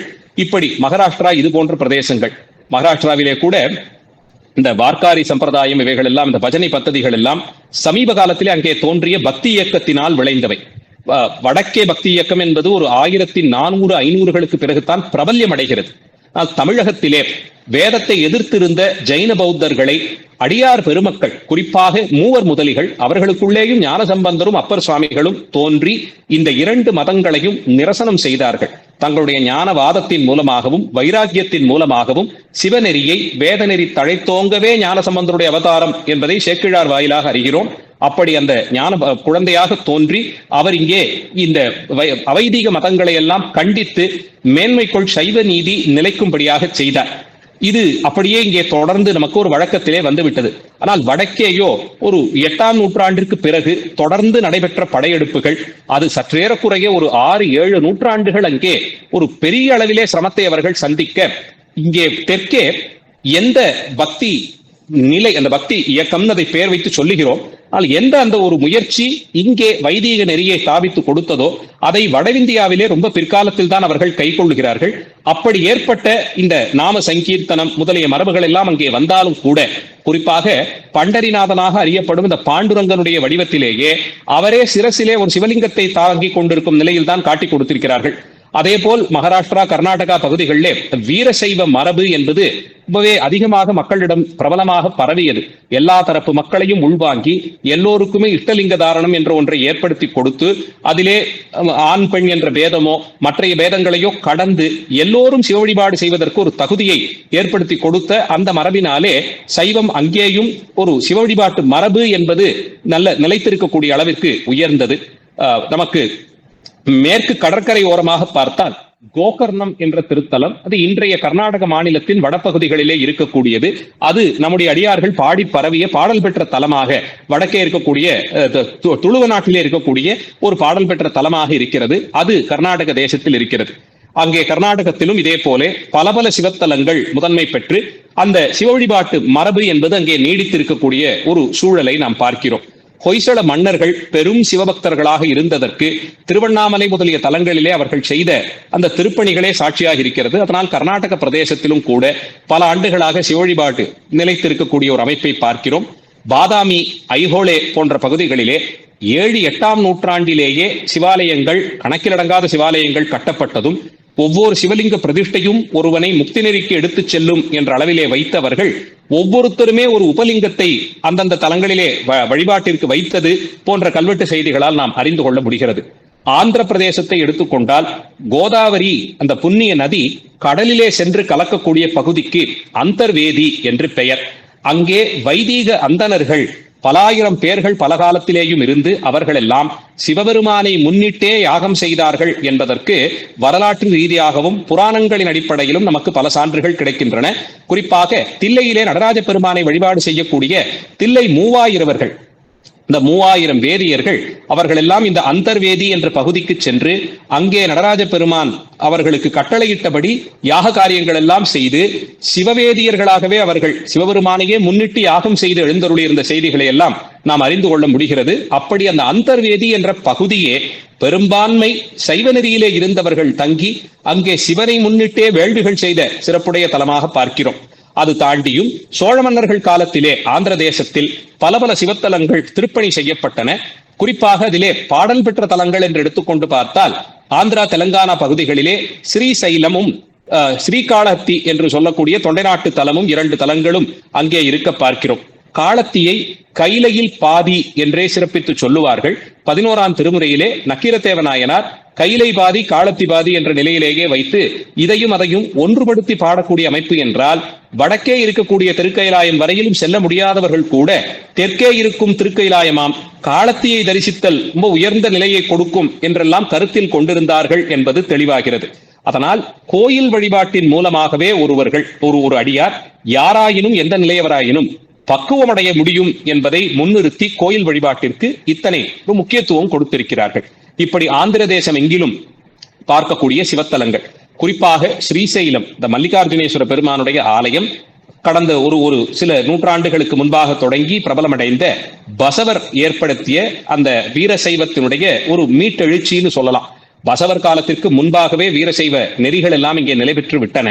இந்த பஞ்சாச்சாரியர்கள் என்றெல்லாம் ஒரு 5 ஆச்சாரியர்களை கருத்தில் கொள்ளுவதும் 63 அவர்களும் கூட பக்தர்களாக கருத்தில் கொண்டு அவர்களுடைய வாழ்க்கை வரலாற்றை படிப்பதும் பாடுவதுமாக இருந்த நிலையெல்லாம் இருக்க, பசவருடைய முயற்சியினாலே இது மிகப்பெரிய அளவிலே எல்லா தரப்பு மக்களையும் சென்றடைந்த ஒரு சூழலில் ஸ்ரீசைலத்தில் இருக்கக்கூடிய அந்த பெருமானை முதன்மைப்படுத்தி அக்கமாதேவி தொடக்கமாக பல அடியார் பெருமக்கள் பக்தியின் மூலமாக அந்த ஆலயத்தின் சிறப்புகளை எல்லாம் எடுத்துச் சொல்லி இங்கே வந்து மல்லையா என்றே அவர்கள் பக்தியோடு அழைப்பார்கள். மல்லிகார்ஜுன பெருமானை மல்லையா என்று அழைப்பார்கள். அந்த மல்லையாவாக இருக்கக்கூடிய எம்பெருமானை வந்து தரிசித்து அவருக்கு தொண்டு செய்து அவர்களுடைய பெருமைகளை ஆடி பாடுங்கள் என்றெல்லாம் அவர்கள் அழைக்கிறார்கள். காரணம், நல்ல பக்குவ நிலைக்கு சென்ற ஆச்சாரியர்கள் கூட திருக்கோயில் தரிசனத்திற்கு வாருங்கள் என்பதைத்தான் மீண்டும் மீண்டும் நமக்கான அறிவுரையாக அறைகூவலாக விடுத்து வந்திருக்கிறார்கள். திருக்கோயில் தரிசனத்தை விடவும் நம்மை பக்குவப்படுத்துவதற்கு வேறு எளிமையான வழியே இல்லை என்பதே இதற்கு காரணமாக அமைகிறது. கேரள தேசத்திற்கு வந்தால் மேற்கு கடற்கரை முழுவதுமே பரசுராமன் வழிபட்டதாக சொல்லப்படும் சிவாலயங்கள் 108 என்றும் இன்னும் ஆயிரக்கணக்கில் எல்லாம் கூட கணக்கு சொல்லுவார்கள். 1000 சிவலிங்க பிரதிஷ்டை பரசுராமன் மேற்கொண்டார் என்று சொல்லப்படுகிறது. அதற்கு பல்வேறு காரணங்கள். ஒன்று, தந்தை சொல்மிக்க மந்திரம் இல்லை என்ற நிலையில் தாயையே கொன்றது, அது மாபாதக செயல். அவள் மீண்டுமே உயிர் பெற்று வந்தாலும் கூட பிராயச்சித்தார்த்தமாக சிவலிங்க பிரதிஷ்டையை தவிர வேறு வழி இல்லை என்பதை அறிந்து கொண்டு பரசுராமன் மேற்கு கடற்கரை ஓரமாக பல 100 தலங்களிலே சிவலிங்க பிரதிஷ்டை செய்து சிவபெருமானை வழிபட்டார் என்று பார்க்கப்படுகிறது. அதிலே இன்றைக்கும் கூட கர்நாடகத்தின் தெற்கு பகுதியாக இருக்கக்கூடிய மங்களாபுரம், மேங்களூர் இந்த பகுதிகளிலிருந்து தொடங்கி தெற்கே கன்னியாகுமரி வரையிலுமாய் நீண்ட நெடிய அந்த மேற்கு கடற்கரை முழுவதுமாகவே பரசுராம கஷேத்திரமாகவே கருத்தில் கொண்டு பல தலங்களிலே பரசுராமன் சிவலிங்க பிரதிஷ்டை செய்து வழிபட்ட செய்திகளை நாம் பார்க்க முடியும். கேரள தேசத்தில் அதிலே முதன்மை என்று எடுத்து சொல்வதை காட்டி ரொம்ப பிரபலமாக இருக்கக்கூடியது திருச்சிவபுரம் என்று அழைக்கப்படும் தலம். ரொம்ப பேருக்கு இந்த பழைய திருநாமத்தால் அந்த திருத்தலம் அறிந்திருக்க வாய்ப்பில்லை. பிரபலமாக சமீப காலங்களிலே திருச்சூர் என்று நாம் அழைக்கக்கூடிய ஊருக்கு புராண பெயர், பழைய பெயர், புராண பெயர்னா ஏதோ புராண காலத்தில் இல்லை, சமீப காலம் வரையிலும் கூட இருந்த பெயர் திருச்சிவபுரம் என்பதுதான். அதுதான் திருச்சூர்னு மருவுகிறது. அந்த திருச்சிவபுரத்தில் இருக்கக்கூடிய வடக்குநாதன் என்று அழைக்கப்படும் இறைவன் கிட்டத்தட்ட கேரளத்திலே கேரளாவினுடைய வடக்கே தெற்கே பல பகுதிகளில் இருக்கக்கூடிய அந்தணர்களுக்கும் குலதெய்வமாகவே இந்த வடக்குநாதன் தான் இருக்கிறார். அவர்கள்லாம் மீமாம்சகர்களாகவோ அல்லது மற்றைய மரபுக்கெல்லாம் சென்றிருந்தாலும் கூட குலதெய்வமாக வடக்குநாதனைத்தான் வைத்திருக்கிறார்கள். அவர்கள் இப்ப சாதாரணமாகவே ஒரு ஆயசமாக இருந்ததுன்னா உட்கார்ந்தால் எழுந்தால் வடக்கத்தப்பா என்று அழைக்கக்கூடிய மரபையும் வைக்கம் முதலிய தலங்களில் இருக்கக்கூடிய இறைவனை குலதெய்வமாக கொண்டு வைக்கத்தப்பான்னு கத்தி அவர்கள் இறைவனை வழிபடக்கூடிய மரபை எல்லாம் பார்க்க முடிகிறது. அந்த விதத்தில் கேரள தேசம் முழுவதிலும் வடக்குநாதன், அஞ்சை களத்து மகாதேவர், வைக்கத்தப்பன் என்று இப்படி பல சிவத்தலங்கள் அங்கே நீண்ட நெடிய பாரம்பரியத்தோடு புராண சிறப்போடு பலராமர் ஏற்படுத்தி வைத்த வழிபாட்டு மரபை இன்று வரையிலும் தொடர்கிறோம் என்று சொல்லும் அமைப்பிலேயே இருக்க பார்க்கிறோம். இன்னும் சிறப்பு, வைணவ தலங்களிலே கூட திருவித்துவக்கோடு என்ற ஒரு தலம் உண்டு. அது ஆழ்வார்கள் பாடிய திவ்ய தேசமாக கருதுவார்கள். அந்த திருவித்துவக்கோட்டு தலத்திலே முதன்மை நிலையிலே சிவபெருமானை முன்னிறுத்தி இங்க உள்ளே சென்றால் சிவபெருமானை வணங்கித்தான் மேலே நகர முடியும். அந்த மாதிரி அமைப்பிலே சிவபெருமானை முதன்மைப்படுத்தி அவரை வணங்கி சென்று பின்னால் தனியே கோயிலிலே திருமால் இருக்கக்கூடிய அமைப்பு. காரணம், அந்த திருமால் நித்திய சிவபூஜை செய்கிறார் என்ற மரபிலேயே வைத்து இங்கே திவ்ய தேசங்கள் கூட வழிபாட்டில் இருப்பதை பார்க்கிறோம். இன்னும் சொல்ல போனால் பிரபலமாக இருக்கக்கூடிய பல தலங்கள், அது தேவிக்கான தலங்களோ திருமாலுக்கான தலங்களிலேயோ அந்த தெய்வங்கள் எல்லாம் அங்கே வருவதற்கு முன்பாகவே சிவபெருமான் அங்கே கோயில் கொண்டிருந்த சிறப்பையும் அந்த சிவபெருமானை வணங்கித்தான் பிறகு இந்த மற்றைய தெய்வங்களை வணங்குதல் மரபு என்றெல்லாம் கூட அங்கே விதிகள் உண்டு. உதாரணத்திற்கு பிரபலமாக இருக்கக்கூடிய கண்ணனுக்கான கோயில் குருவாயூர் என்று அழைக்கப்படும் அந்த தலம் எல்லோரும் அவசியம் கேள்விப்பட்டிருப்பீர்கள்.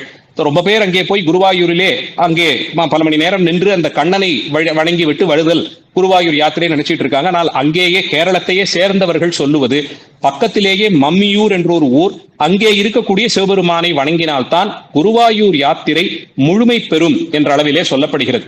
இப்படி கேரள தேசம் முழுவதும் மேற்கு கடற்கரை முழுவதுமாகவே சிவாலயங்களால் நிரம்பி இருக்கக்கூடிய சிறப்பை பார்க்க முடிகிறது. தெற்கே கேரளத்தில் தான் இன்றும் கூட பல லட்சம், பல ஆயிரம்னு சொல்லலாம், இல்ல சில லட்சம் அடியார்கள் ஒவ்வொரு சிவராத்திரியிலும் கலந்து கொள்ளக்கூடிய அந்த சிவாலய ஓட்டம் என்ற ஒரு மரபு உண்டு. ஒரு 12 சிவத்தலங்கள், அது இந்த தெற்கே நாகர்கோயிலை அடுத்து இருக்கக்கூடிய பகுதிகள் எல்லாம் சேர்த்து ஒரு 12 சிவத்தலங்களை கணக்கில் வைத்து ஒரே நாளில் சிவராத்திரி, மகா சிவராத்திரி விரத நாளிலே இன்று காலை தொடங்கி மறுநாள் சிவராத்திரி புண்ணியகாலம் முடியறதுக்குள்ளாக 24 மணி நேரத்தில் இந்த 12 சிவாலயங்களையும் ஓடி ஓடி சென்று தரிசிப்பது என்று ஒரு மரபு, சிவாலய ஓட்டம்னு இன்னைக்கும் வழங்கப்படுகிறது. இப்போல்லாம் சிலர் அதிலே ஒரு வாகனங்கள் எல்லாம் போகிறார்கள். ஆனால் பழைய மரபு ஓடுவார்கள் அடியார்கள். அது கிட்டத்தட்ட ஒரு 40-50 கிலோமீட்டருக்கு வரும்னு நினைக்கிறேன். 12 திருத்தலங்களையும் ஓடி ஓடி ஓடி சென்று ஒன்றன் பின் ஒன்றாக தரிசித்து வரக்கூடிய ஒரு மரபு. இதற்கு புருஷாள் மிருகத்தை முன்னிட்டு ஒரு புராண கதை சான்றாக சொல்லப்படுகிறது. இதற்கு சொல்றேன்னா ஒரு தொகுப்பு போலே சிவாலயங்களை வைத்து வழிபடக்கூடிய மரபும் இங்கே பல நூற்றாண்டுகளாக இருந்து வரக்கூடிய ஒரு சிறப்பு தான். ரொம்ப குறைவாக சொல்லணும்னா கூட ஒரு காசி ராமேஸ்வரம் 2 தலங்களை முன்னிட்டே பல நூற்றாண்டுகளாக இருந்து வருவதை பார்க்கிறோம். ஜோதிர்லிங்க தலங்கள்னு ஒரு 12 தலங்கள், அது பாரத தேசத்தின் எல்லா பகுதிகளிலும், வடக்கே கேதாரம் காசியிலிருந்து தொடங்கி கிழக்கே வைத்தியநாதர் தலமா என்ன, கீழே தெற்கே ராமேஸ்வரம் வரையிலுமாய், மேற்கு கடற்கரையிலே சோமநாதர், ஓங்காரேஸ்வரர், மகாகாளேஸ்வரர்லாம் மத்திய பிரதேசத்திலேன்னு இப்படி பாரதத்தின் எல்லா பகுதிகளையும் ஒன்றிணைக்கக்கூடிய ஆகச்சிறந்த ஒரு அமைப்பு போலே இந்த 12 ஜோதிர்லிங்க தலங்களை வைத்து சிவபெருமான் அங்கே எல்லாம் ஜோதி வடிவாக தானே எழுந்தருளி பிற்காலத்திலே வந்த அடியார்களுக்கெல்லாம் காட்சி கொடுத்து அனுகிரகம் செய்த சிறப்பை எல்லாம் தொகுப்பு தலங்களாகவே வைத்து சொல்லுகிறார்கள். தமிழகம் சங்க காலத்திற்கும் முன்பாகவிருந்தே சிவநெறியே பிரதானமாக கொண்டிருந்த தலம்.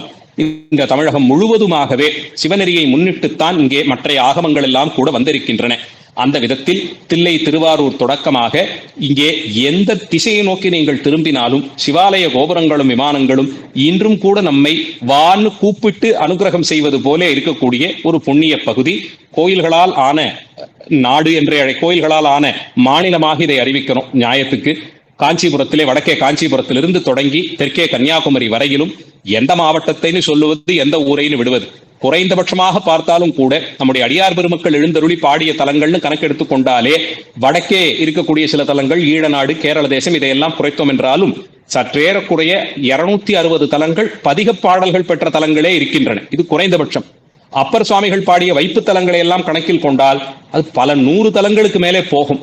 கோயில் இல்லாத ஊரில் குடியிருக்க கூடாதுங்கிறதே இப்ப புதிதாக உருவாகக்கூடிய பகுதிகளில் கூட நம்ம அவர்கள் கடைபிடிக்கிறார்கள். அந்த அளவிற்கு ஒரு உரைப்பு இங்கே பெரும்பான்மை இப்ப வரைக்கும் பெருமானுடைய அருளாலே இருந்து வருகிறது.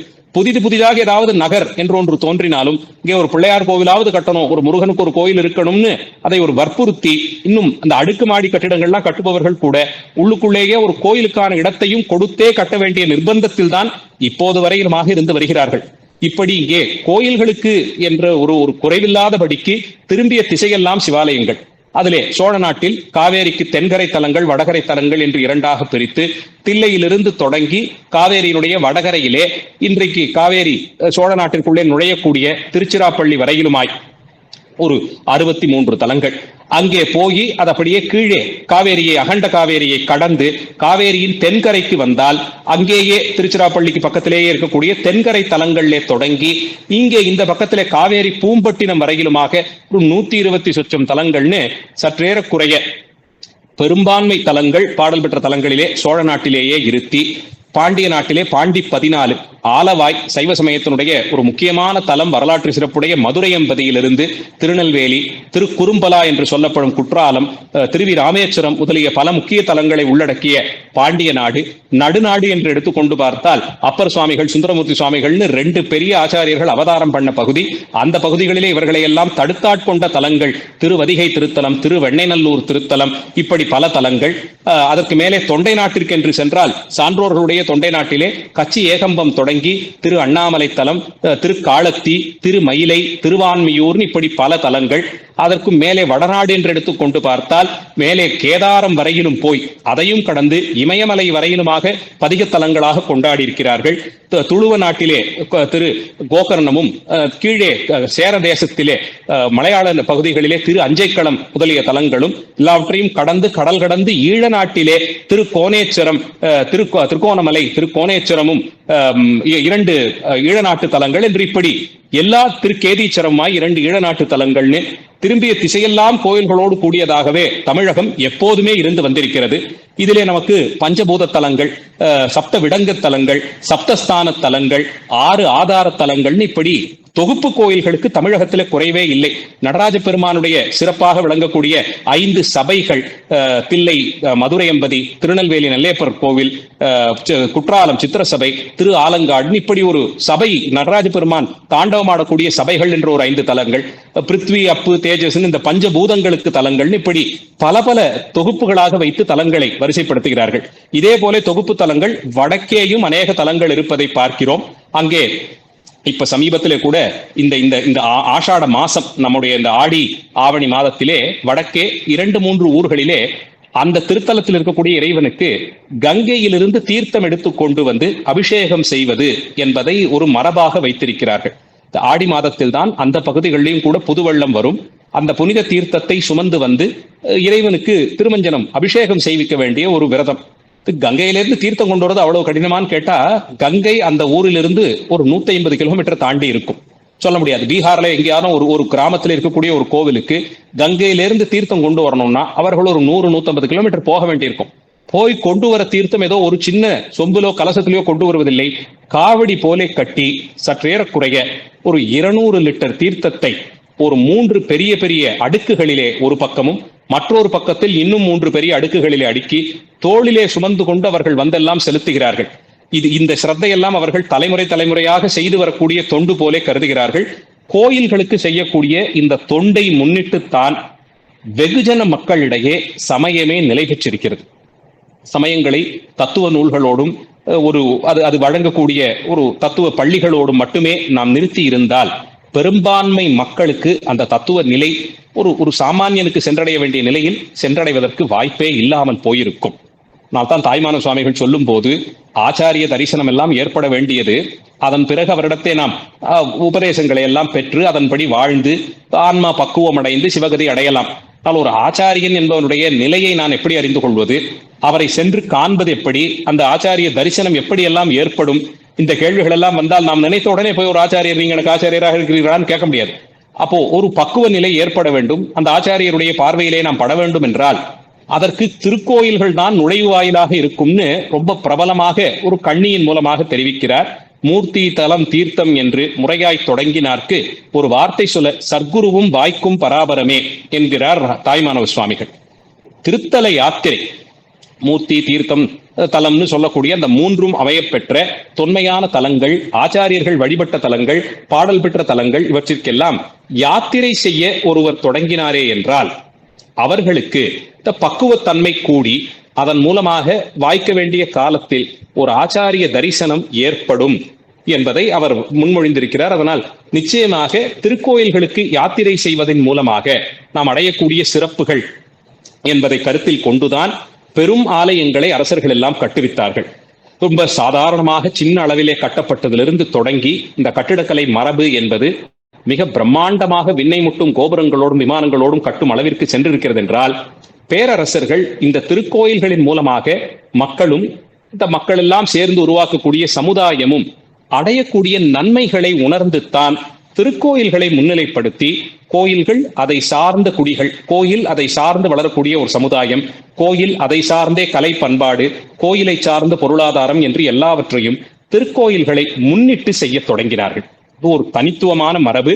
அந்த மரபு நிச்சயமாக வெற்றியடைந்திருப்பதால் தான் இன்று வரையிலும் திருக்கோயில்களை முன்னிட்டு நம்முடைய வழிபாட்டு அமைப்புகள் எல்லாம் அமைந்திருக்க பார்க்கிறோம். இப்படி ஒவ்வொரு பிரதேசத்திலும் காஷ்மீரத்திலிருந்து எடுத்துக்கொண்டு தெற்கே கன்னியாகுமரி வரையிலுமாக திருக்கோயில்கள் பலவாக பல்வேறு தெய்வங்களுக்கும் அந்தந்த பக்குவ நிலையை இருந்து ஏற்படுத்தி கொடுத்தார்கள்.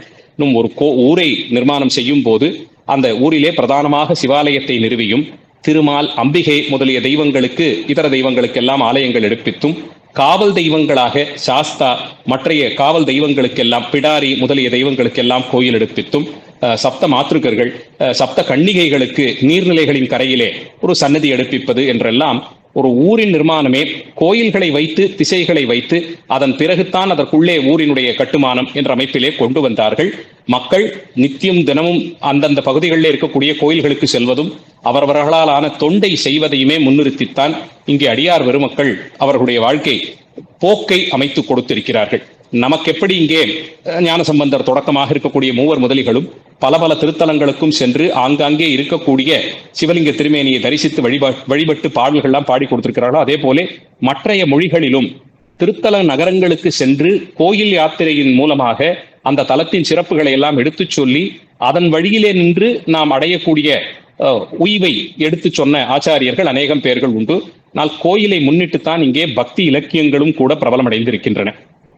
இத்தனை தூரத்திற்கு நம்முடைய வாழ்க்கையின் பக்குவ போக்கை மாற்றி தருவதற்கும் அது காலங்காலமாக நீடித்திருந்து அடுத்தடுத்த தலைமுறையினருக்கு அதை கொண்டு சேர்ப்பதற்கான ஒரு வாய்ப்பையும் தரக்கூடிய அமைப்பாக கோயில் வழிபாடுகள் இருக்கின்றன.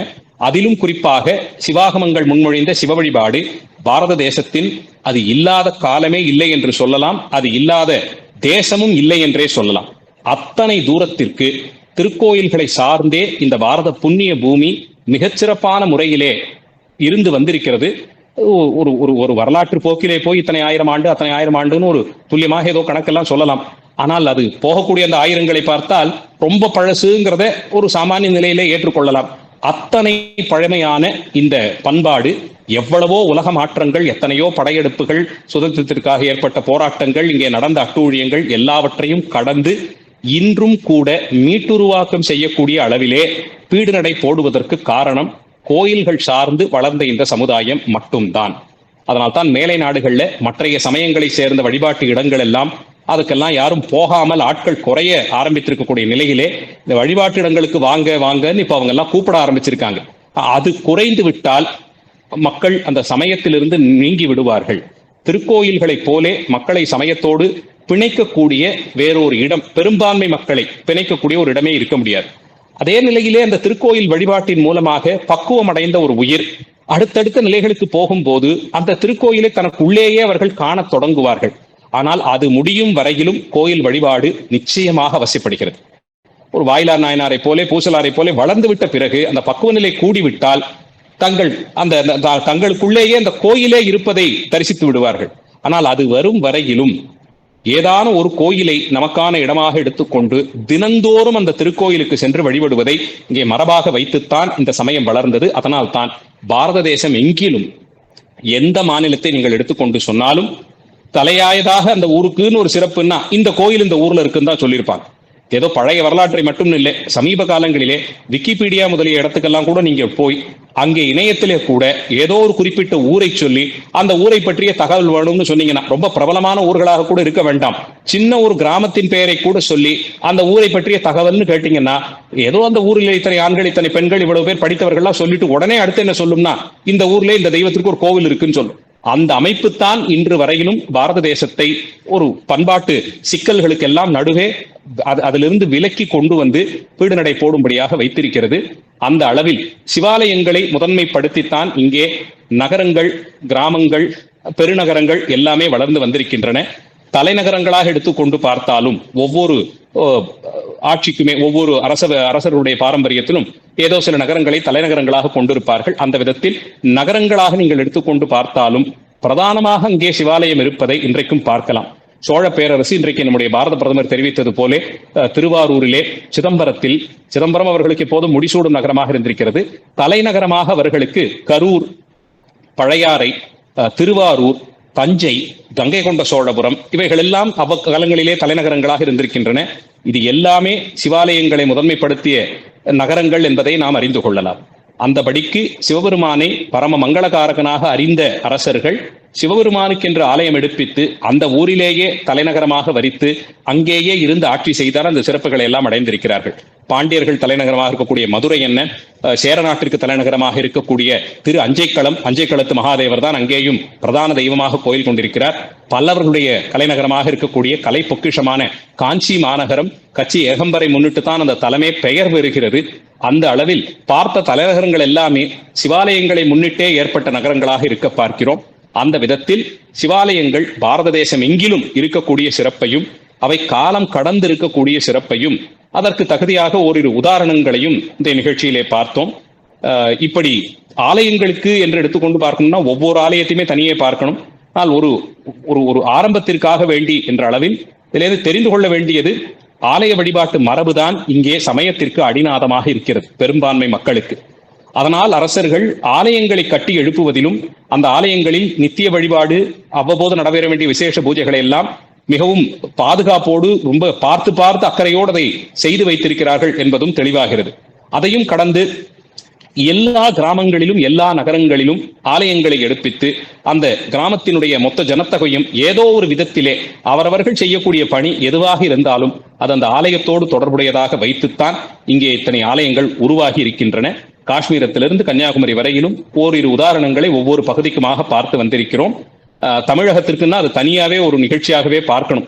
ஆனால் அது எல்லோருக்கும் அதிக பிரபல்யப்பட்டதாக இருக்குங்கிறதுனால ரொம்ப சுருங்க சொல்லி இதை முடித்து விட்டேன். அந்த அளவில் எனக்கு கொடுத்திருந்த வாய்ப்பிற்கும் தலைப்பிற்கும் நன்றி கூறி நிறைவு செய்கிறேன்.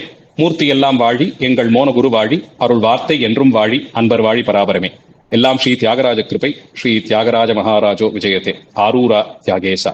நன்றி, வணக்கம். நன்றி ஐயா. இதுல ரொம்ப நம்ம கவனிக்க வேண்டிய ஒரு விஷயம் என்னன்னா, இந்த மாதத்துல ஒன்று, இன்றைய வரலாற்று சிறப்புமிக்க நாள். பிரதமர் அவர்கள் நம்முடைய சைவ சித்தாந்தத்தை மிக அற்புதமான ஒரு தத்துவமாக இன்று உலகறிய சொன்ன நாள். இரண்டாவது, வட மாநிலங்களிலே இப்பொழுது ஆவணி மாதத்திலே நடக்கக்கூடிய கன்வார் யாத்திரை. இதைத்தான் நம்முடைய ஆசிரியர் இப்பொழுது கடைசியாக சொன்னார்கள். பொதுவாக ஆங்கில நாட்டிலிருந்து வந்த ஆய்வாளர்கள் இந்த தேசத்தை புரிந்து கொள்வதற்கு முன்பும், அதே போல் அவர்கள் வழிவந்த இடதுசாரி ஆய்வாளர்களும் இந்த நாட்டை ஒரு நாடாக அவர்கள் பார்த்ததில்லை, ஒரே நாடாக பார்த்ததில்லை. ஏனென்றால் இந்த நாட்டினுடைய பல்வேறு பண்பாடுகள், கலாச்சாரங்கள் அவர்களை குழப்பின. இது ஒரு நாடாக இருக்குமா, இல்லையா? இது ஏன் வெவ்வேறு ஒரு மாநிலம் என்று இல்லாமல் ஒரு மாநிலத்துக்குள்ளேயே பல்வேறு மாவட்டங்களுக்கு இடையிலேயே கூட பல்வேறு வேறுபாடுகள் இருக்கின்றன. இப்படி நுணுக்கமான வேறுபாடுகள் கொண்ட ஒரு நாட்டை அவர்கள் நிச்சயமாக பார்க்கவில்லை என்பதால் இது ஒரு நாடாக இருக்க முடியாது என்று நிர்ணயம் செய்து கொண்டு அதற்கேற்றாற் போலே இந்த நாட்டிற்கான அனைத்து கொள்கை கோட்பாடுகளை அவர்கள் வகுக்க முற்பட்டார்கள். ஆனால் இந்த நாடு ஆதிகாலம் தொட்டு ஒரே நாடுதான் என்பதற்கு ஆசேது ஹிமாச்சலம் என்ற வார்த்தையும் காசி ராமேஸ்வர யாத்திரையும் அதை நிரூபிக்கின்றன. இது ஒரே நாடுதான் என்பதை நிரூபிக்கின்றன. அந்த வகையில இன்று ஐயா அவர்கள் சைவாகமங்கள் தான் பெரும்பான்மை சமூகத்தை அரவணைத்து செல்லக்கூடிய ஒரு பெரும்பான்மை மதமாக திகழ்கிறது என்று தொடங்கினார்கள். அதே போல் நம்முடைய வாழ்வியலை வகுத்து கொடுத்தவை சைவாகமங்கள். காலை எழுவது முதல் இரவு படுப்பது வரை, சமூகத்தோடு எப்படி ஊடாடுவது என்பது வரை எல்லாவற்றுக்கும் சைவாகமங்கள் நமக்கு விதிகளை வகுத்து கொடுக்கின்றன. ஆன்ம ஞானத்திற்கு திருக்கோயில் தரிசனம் இன்றியமையாதது என்று ஐயா அவர்கள் சொன்னார்கள். அது மிக முக்கியமானது. சிவஞான போதத்தினுடைய 12வது சூத்திரம், ஞானி தன்னுடைய ஆணவ மலம் அடங்கிய பிறகும் கூட அதனுடைய முனைப்பு தலை தூக்காமல் இருப்பதற்காக அவன் திருக்கோயில் தரிசனம் செய்ய வேண்டும். செம்மல நோன்றால் சேர்லொட்டா என்ற சூத்திரத்திலே அதை சொல்லியிருக்கிறார்.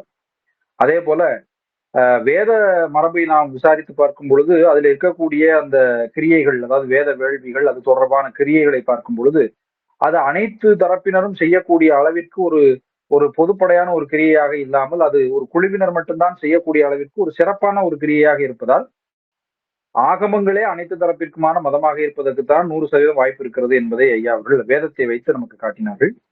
அதே போல அனைத்து தரப்பு மக்களும் தெய்வ வழிபாடு செய்ய வழிவகுத்தவை சிவாகமங்கள். சிவாகமங்கள் வழியே தான் திருக்கோயில்கள் உருவாக்கப்பட்டன. ஆகமம் என்றாலே சிவாகமங்கள் தான். அதனால்தான் வைணவ ஆகமங்களே வைணவ ஆகமங்கள் என்று தனியாக பெயரிட்டு சொல்ல வேண்டும் என்று ஐயா அவர்கள் சொன்னார்கள். பாரத தேசம் முழுவதிலும் சைவாகமங்கள், கோயில்கள் நிரம்பி இருக்கின்றன. எங்கு பார்த்தாலும் கோயில்கள், சிவாலயங்கள் தான். சமீப காலத்துல வரக்கூடிய இந்த வைதிக வழிபாடு, வைதிக பத்ததி என்பது போன்ற சொல்லாடல் எல்லாம் எந்த வகையில் சரி என்று ஐயா அவர்கள் விசாரித்தார்கள். மிக முக்கியமாக வேதங்களில் கோயில்களை பற்றியோ, கோயில் கட்டுமானங்களை பற்றியோ, திருவிழாக்களை பற்றியோ எந்த விதமான விதிகளும் கூறப்படவில்லை. ஒரு கோயில் எந்த மண்ணில் தேர்வு செய்யப்பட வேண்டும், என்ன கல் தேர்வு செய்யப்பட வேண்டும், என்னென்ன மூர்த்திகள் உருவாக்கப்பட வேண்டும், அந்த மூர்த்திகள் எங்கு வைக்கப்பட வேண்டும், அவற்றை நிறுவுவதற்கான கிரியைகள் எவை, யார் நிறுவ வேண்டும், அதில் யார் யார் பங்கெடுக்க வேண்டும், அந்த கோயிலில் எப்படி திருவிழா நடக்க வேண்டும் என்பது தொடங்கி அனைத்து விதமான விதிகளையும் ஆகமங்கள் தான் கூறுகின்றன என்பதை ஐயா அவர்கள் தெளிவாக சொன்னார்கள். அதுல மிக குறிப்பிடத்தகுந்த ஒரு விஷயம் என்னவென்றால், காசி விஸ்வநாதர் சன்னதிக்கு தமிழகத்திலிருந்து சிவாச்சாரிகள் சென்று ஆகம முறைப்படி கும்பாபிஷேகம் நடத்தி வைத்த சமீபத்திய ஒரு நிகழ்வை ஐயா சுட்டிக்காட்டினார்கள். அதே போல் மாநிலந்தோறும் ஐயா அவர்கள் கோயில்களை பட்டியலிடும் பொழுது முதலில் காஷ்மீரில் மார்த்தாண்டம் என்ற, அதாவது நாகர்கோயிலில் மார்த்தாண்டம் என்ற ஒரு ஊர் இருக்கிறது. அதே போல் அங்கேயும் மார்த்தாண்டம் என்ற ஒரு ஊர் இருக்கிறது. அந்த பகுதியிலே இருக்கக்கூடிய சூரியனுடைய கோயிலிலே, சூரியனுடைய சிரசிலே சிவலிங்கத்தை வைத்து அது சிவசூரிய கோயிலாக அவர்கள் வழிபடுவதை சொன்னார்கள். அங்க இருக்கக்கூடிய ஒரு சிவாலயம் என்று அழிந்துபட்டு கிடைக்கிறது. அதைத்தான் ஒரு தரப்பினர் சங்கராச்சாரியார் கோயில் என்று திரித்து சொல்லி வருகிறார்கள். ஆனால் அது சிவாலயம் என்பது வரலாற்றில் உறுதிப்படுத்தப்பட்டிருக்கிறது. அதே போல ஸ்ரீநகர் மியூசியத்தில் சிவபெருமான் தொடர்பான அனைத்து விதமான லீலைகள் தொடர்பான சிற்பங்களும், முருகப்பெருமான் மயில் மீது அமர்ந்த சிற்பங்களும் அங்கு இருப்பதாக ஐயா அவர்கள் சுட்டிக்காட்டினார்கள். எனில் காஷ்மீர் எப்பேற்பட்ட சிவபூமியாக இருந்திருக்க வேண்டும் என்பதை அந்த சிற்பங்கள் மூலமாக நாம் உணர்ந்து கொள்ள முடிகிறது என்று ஐயா அவர்கள் சுட்டிக்காட்டினார்கள். அதே போல இந்திரபிரஸ்தமாகிய டெல்லி, அதிலே ஏகப்பட்ட சிவாலயங்கள் நிறைந்திருப்பதாக மகாபாரதம் சொல்லியிருக்கிறது. பஞ்சாபில் ஜலந்தர் என்று சொல்லப்படக்கூடிய ஜாலந்தர் என்ற இடத்திலே ஜலந்தரனை சம்ஹாரம் செய்த சிவபெருமான் எழுந்தருளி இருக்கின்ற ஊர் என்று ஐயா அவர்கள் சுட்டிக்காட்டினார்கள். உத்தரகண்ட், இமாச்சல் பிரதேஷ் இரண்டுமே தேவபூமி என்று சொல்லப்படக்கூடியது. இங்கே மிக தொன்மையான ஒரு சிவக்ஷேத்திரமாக கேதாரம் அமைந்திருக்கின்றது. கேதாரீஸ்வரரை வழிபடாமல் அப்பகுதி மக்கள் எந்த விதமான சடங்குகளை நிறைவேற்றுவதில்லை. ராமாயண காலம் முதல் கேதாரம் பதிவு செய்யப்பட்டிருக்கிறது இலக்கியங்களிலே. பஞ்சபாண்டவர்கள் தம்முடைய வாழ்வினுடைய நிறைவாக கேதாரீஸ்வரர் வழிபட்டுத்தான் சொர்க்காரோகணத்தை தொடங்கினார்கள் என்று மகாபாரதம் பதிவு செய்திருக்கிறது என்பதையும் ஐயா அவர்கள் சுட்டிக்காட்டினார்கள். அது வெறும் சிவாலயம் மட்டுமின்றி கங்கோத்ரி, யமுனோத்ரி ஆகிய 2 பகுதிகளும், அதாவது கங்கையும் யமுனையும் உற்பத்தி செய்யக்கூடிய இடங்களும் உற்பத்தியாகக்கூடிய இடங்களும் சிவாலயங்களாகவே போற்றப்படுகின்றன என்பதையும் ஐயா அவர்கள் சொன்னார்கள்.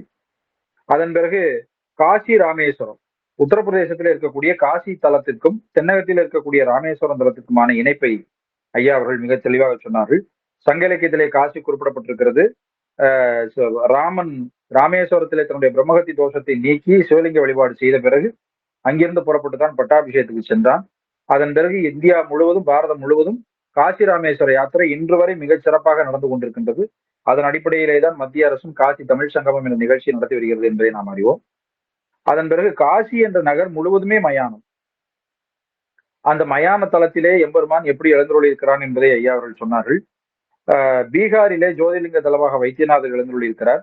மேற்கு வங்காளத்தில் தாந்திரிக வழிபாடு, கௌடிய வழிபாடு சிறந்து விளங்கக்கூடிய இன்றைய காலத்திலும் கூட பஞ்சரத்னேஸ்வரர், போகேஸ்வரர், ஏகநாதேஸ்வரர், தட்சிணேஸ்வரர் என்று பல்வேறு விதமான கோயில்கள் இருப்பதை, சிவாலயங்கள் இருப்பதை ஐயா சுட்டிக்காட்டினார்கள். குஜராத்திலே சோமநாத் கஜினி முகமதுவால் 18 முறை படையெடுக்கப்பட்டு அழிக்கப்பட்ட பின்பும் இன்றும் உயிர்ப்போடு திகழ்கிறது. அது மிகப்பெரிய ஒரு வரலாற்று சிறப்பு மிக்க ஒரு தலம். அதன் பிறகு நர்மதை நதிக்கரையில் தான் சைவாச்சாரியர்கள் தோன்றினார்கள் என்று இங்கே இருக்கக்கூடிய குரு பரம்பரையில் இருக்கக்கூடிய நூல்கள் சொல்லுகின்றன. குறிப்பாக கோலகி மடம் நர்மதை நதிக்கரையிலிருந்து வந்தது என்று இங்கு குறிப்புகள் இருக்கின்றன.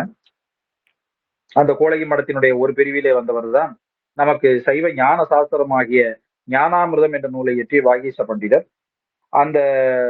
அந்த கோலகி மடத்தினுடைய ஆச்சாரியர்களை சோழ மன்னர்கள், குறிப்பாக ராஜேந்திர சோழர் அழைத்து வந்து இங்கே சைவாகமத்தை பரவ செய்தார் என்பது வரலாற்று குறிப்பு. அதையும் ஐயாவில் சொன்னார்கள்.